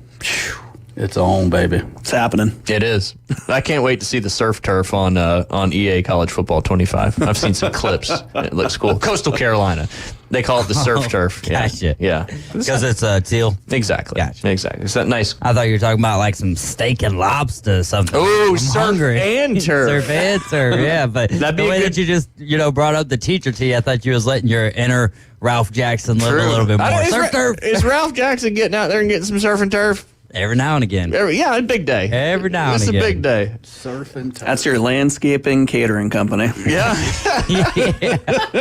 I like that. We're gonna do your turf, and then here's some lobster tails while I get the job done here. Oh my goodness, that would be great. It's expensive, but it works. First class surf and turf. I think Coastal's missing out on a big opportunity with their just having lobsters and cows run across the field. Oh, you could have the race. The cows would be typically a little little faster than lobsters. But You would think. Yeah. Maybe it's a motivated lobster. Turn 5, you can shave a cow. That's more common. That's more common than the beavers being shaved. Oh, boy. Section 204 at halftime. Yep, we're shaving cows. That's it. Bring them up in the stands. Come here, Bessie. Come on up. I'm going to shave you right here. Hope it's not windy and sweaty because you're going to be covered in cow hair. Yeah. Oh, man. Today, that took a turn. I wasn't even planning on that. Let's go talk about Paul Skeens. Almost. We can still talk about him, though. We can still talk about You got me thinking about Coastal halftime shows now for, I don't know, chicken racing brought to you by Chick-fil-A. Yeah. I'm still disappointed. Missing the kick. Yeah. Embarrassing. Haunts you. It does. I wake up in the middle of the night and be like, I could have had terrible food for a year. It was a hook or a slice? A hook. Was it a hook? I soccer kicked it because I was a little intoxicated. Right. Did you land it, though? You didn't fall. Did you fall? No, I didn't fall. Oh, okay. If I fell, I would not be showing my face anywhere. I got you. Be on radio. Yeah, it would be on Twitter somewhere, right? Yeah. I don't know. Was it social media? Was that before? Because Facebook came out in 06. That was borderline around that time. It existed while we were there, but it wasn't too. It was still like the infant Yeah, stage we of weren't watching the everything. football game like this yet. Yeah. But if there was a visual of it somewhere, if someone would have captured video, yeah. it would have made its way to Twitter by now. No doubt. Yeah. No doubt. Disappointment. That's one of my lowlights in my life. That's for sure. Could have had the opportunity. Was it the pressure of all the people? No. It was the lack of coordination due to inebriation. But the confidence was there. I always had the confidence. Sometimes it gets too high. And it just gets shot down right there. What about the Dr. Pepper halftime shows where they pick those kids and, man, they're never any good. Like, they can never throw the football, ever. I feel like that you brought that up. I feel like the stipulation should be in that you have to throw it like a football, like a real throw. I 'Cause half agree. the time they just do this. And I get it. That's faster. You can get more points, but The push throw is what I guess you would call it. it's not even like a shovel pass. It's a two-handed chest pass like in basketball. I think that's part of their screening process. Yeah. They don't want anyone to come out here looking like they actually know what it is that they're doing. So that's fair. They don't want to give that scholarship money away. yeah. But either way, they're giving some of it away. Yeah, so. they are. Yeah. Well, here I feel discriminated against by Dr. Pepper then. Yeah. Right. Why? Because I feel like, wouldn't have an opportunity then. Well, I guess you can join together with people and start a lawsuit, right? There That's you go. the day and age we're The in. American way. The American way. All right. We will talk about a couple things here as we got about 10 minutes to go today. But Paul Skeens, the real deal, Jay. What do you think? Paul Skeens. He's a pitcher for the Pirates. He was the number one overall draft pick. Yeah, I had to think about that. I know. We got you back. What's his major league record at this point? Funny you should ask. Since Pittsburgh called up Paul Skeens on May 8th, he's 5-0 with a 2.12 ERA, second best in major leagues.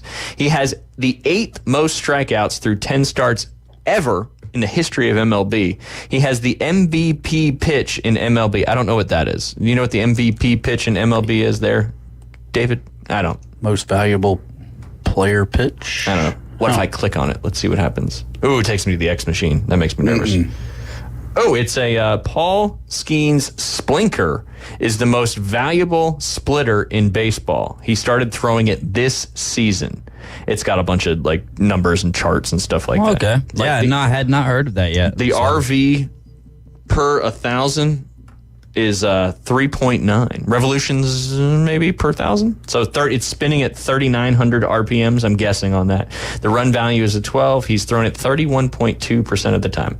That's a little aside there, a little random Blinker, so like a splitter and a sinker. Yep, they just keep hybriding all these pitches. Oh yeah, the chitter. You got so many different variations. It's crazy. These days. I mean, back in the day, all you did was throw knuckleballs. Knuckleball. No. But you were a pitcher. I was, yeah. The curveball, fastball. David Hayes, what'd you throw back in the day? Oh, so definitely, change up. Obviously, a fastball, change up. Loved a curveball. Threw a slider a little bit later, which it should be opposite. Probably should throw sliders first and then move on to the curveball. But I had a good break. It was almost like a sweeper, how they throw it today. And I actually did throw a knuckleball every now and again. Really? Coach wasn't very happy about it, but I love to throw that sucker, man. So yeah. Got to sneak that in every now and again. There you go. Yeah, I never was brave enough to hit that or throw that knuckleball. I don't know why. I still, man, whenever I'm warming up with softball, I'm still out there tossing them things, man. Especially the best part about it is when I freshly cut my fingernails, I can get some movement on that sucker. Yes, sir. Nice. Now, screwball. Did you ever have a screwball? No, sir. No screwball. Did you? I love the ice cream treat with the gumball at the bottom. Oh, yeah, there you That's go. my favorite thing to get at Horseshoe Lake growing up. Yeah, screwball. Peanut butter whiskey shot. Oh, that's true too. Yeah. See, I went to the you know what I'm talking about. Yeah, I know what both of you guys are talking about. It's more like sherbet than actual ice cream. Yeah. It's so good though. I've only had one of those of what Bill's talking about. Decent. Screwball. Did you throw one? I would, yeah. It would, go left to right, right-handed throwing, and it would just kind of, bleed a little right on you. Maybe like Greg Maddox. Greg Maddox had a great little screwball that would kind of come in on a right-handed batter. And then cut back out. Oh, yeah. Oh, yeah. It's amazing what these guys can do with baseball. Mine would just slide down the bar. Pretty good. Straight shot. But would you hit the table before you took it? Depends. Yeah. Depends. Good company. Anyway, Paul Skeens, getting back to Paul. Obviously, he was called up May 8th, and he is now an All-Star. Wow. He's on the pitching or the staff for the All-Star team there, and he's a candidate to potentially even start the game. But he's also, some might say, reviving baseball in Pittsburgh. The home attendance overall is 21,417. Home attendance for Skeens' start last Friday, 37,037. Ooh, big jump. Making some noise, that's for sure. But obviously, he was huge in college and, had a great spring training and all that. And then he got called up and he hasn't really disappointed so far. Very cool. What do you think? It's good to see? Yeah. And then I guess the attendance whenever he's not pitching, I guess it goes back to 20, I would assume. Yeah. But something probably. I think that was what the stat was representing. Yeah. Bobby Bonilla. Bonilla. He would bring the fans. He would bring the fans. He's in still back getting paid too, yeah. And he's not the only one still getting paid. I didn't realize there was a lot of them actually still getting paid. There is. I just feel like he's the most famous contract out there. Definitely. Like if there was a name for being out of the game for forever and just you're still getting paid. Yep. Like who else would be like in that wheelhouse of that? There was another one that was like 9.3 or something like that. I forget who it was. I read the article over the break. Well, Shohei's going to be getting paid forever. Yeah. That's it. Literally The forever. Braves, I believe, were paying Daryl Suter, I think it was, up until last year or the year prior to that. King Griffey Jr. was being paid by the Reds for a good little while. The list goes on and on. It really does. But Bobby Bonilla is going to be getting paid until 2035. So. There we go. Yep. That is a long Mets, right? Yeah, Mets, not the Pirates, but he did play with the Pirates. No, I didn't even hear you say that. I was just thinking. I found the other name for Chris Davis. He was with the Orioles. Yeah, with the Orioles. He played first base. He's 14,833,833 still to go. Yeah, or excuse me, that's per year. But Otani's getting paid till like 2070 or something, right? Like baseball might not even be a thing. He'll probably get paid. What is that? Post-mortem? Yeah. That'd be some crazy stuff. All right, Jay. I was going to get to this earlier, but we only got a few minutes left. But I wanted to remind you, because you know what happened on July 1st? July 1. It's the first of the month. Get up, wake up. I don't know. It has to do with the SEC. SEC. Oklahoma, Texas are officially now in the SEC, bringing the SEC to 16 teams. Wow. Don't forget that. I will not. It's going to be important going forward. Yeah. Once you get back to from your junior camp and as we dive into college football. Big Ten. Do you remember who is now going to be in the Big Ten? This is really official, though, on August 1st. So... I don't. You got this. No. They're all Pac-12 teams. You've got this. Oh, all right. Yeah, this is why we're doing this exercise, just to remind Oregon, you. USC, yes, Oregon State. Nope. No, not Oregon Beavs are still in the Pac-12. Oh, yeah, them in Washington State. Arizona. Nope, but Arizona. We'll get to that in a second. Okay. Man, UNLV. No, not University. But you're close. You got to switch a couple letters and get rid of the V and change it with a C. University of Los Angeles. UCLA. UCLA. Good job. Yeah. Good job. And then last but not least, the fourth team, they played in the national. They played in the semifinals this year. Semifinals. Oh boy. How? The Coyotes. Kalen DeBoer used to be their coach. That's not going to help. No, that's not. I've heard the name. Purple and gold. Purple and gold. All right, Bill, we don't have a lot of time. Who is it? The old Washington Huskies. They are the last team to head over to the Big Ten's now going to getting there. How can you still call it the Big Ten when it's almost got double Right. the teams? 18 teams now in the Big Ten, just further getting closer to those super conferences. The Big Ten squared. That's it. Just need a rebrand. That's it. I mean, they did it once, right? It was a Big 8. It was a Big 10, Big 12. Big Sweet 16. Sweet 16. That might be trademarked already. Yeah. All right, the Big 12, speaking of that, obviously Texas and Oklahoma left. You already know that. But you know that this is a lot harder. But you know who the 4 teams that will be official coming from the Pac-12 on August 1st? I think I just named them, right? You named one of them. USC? No, this is a different conference. We just went through the Big 10. Okay. Now we're in the Big 12. We're in the Big 12. Oklahoma and Texas left for the SEC. So you said one of them before. Deion Sanders is the coach of one Colorado. of these teams. That's what you did We're say. running out of time. We got to give them good hints. Oh, man, 55. Yeah. You said one of them before. They were in the Pac-12. Southern. A lot of people retire there. UCLA. No, that's the Big 10, Jay. This is why we're doing this. Arizona. Yeah. Arizona State. Right. Colorado. One more. You got this. All this pressure, man. You coach these. The Utes. Oh, the Utah Utes. There we go. Thank you, David Hayes. Good hints. That was a great hint. The Utes. It's better than just reading it off. So we're having some fun. We're having a good show. We got 1 minute left. ACC has now got 17 football teams as of July 1st. Do you remember who they added?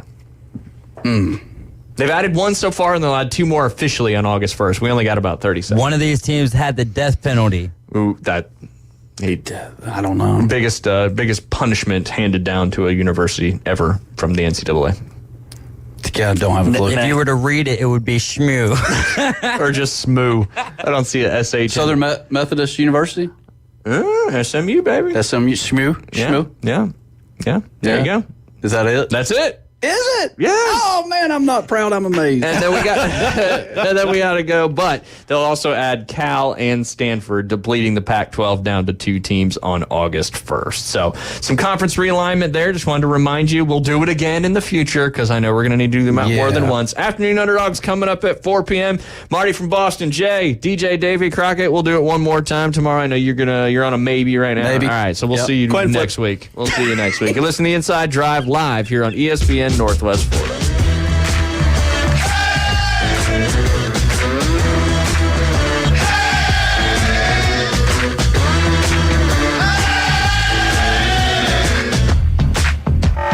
America's team plays here. And a rocket to right field. This thing is into orbit. The Atlanta Braves on ESPN Northwest Florida. Acuna, Ozzie, and Austin Riley lead the Braves' high-powered offense. Swung on, belted, deep right field. Get out of here, Ozzie. Home run.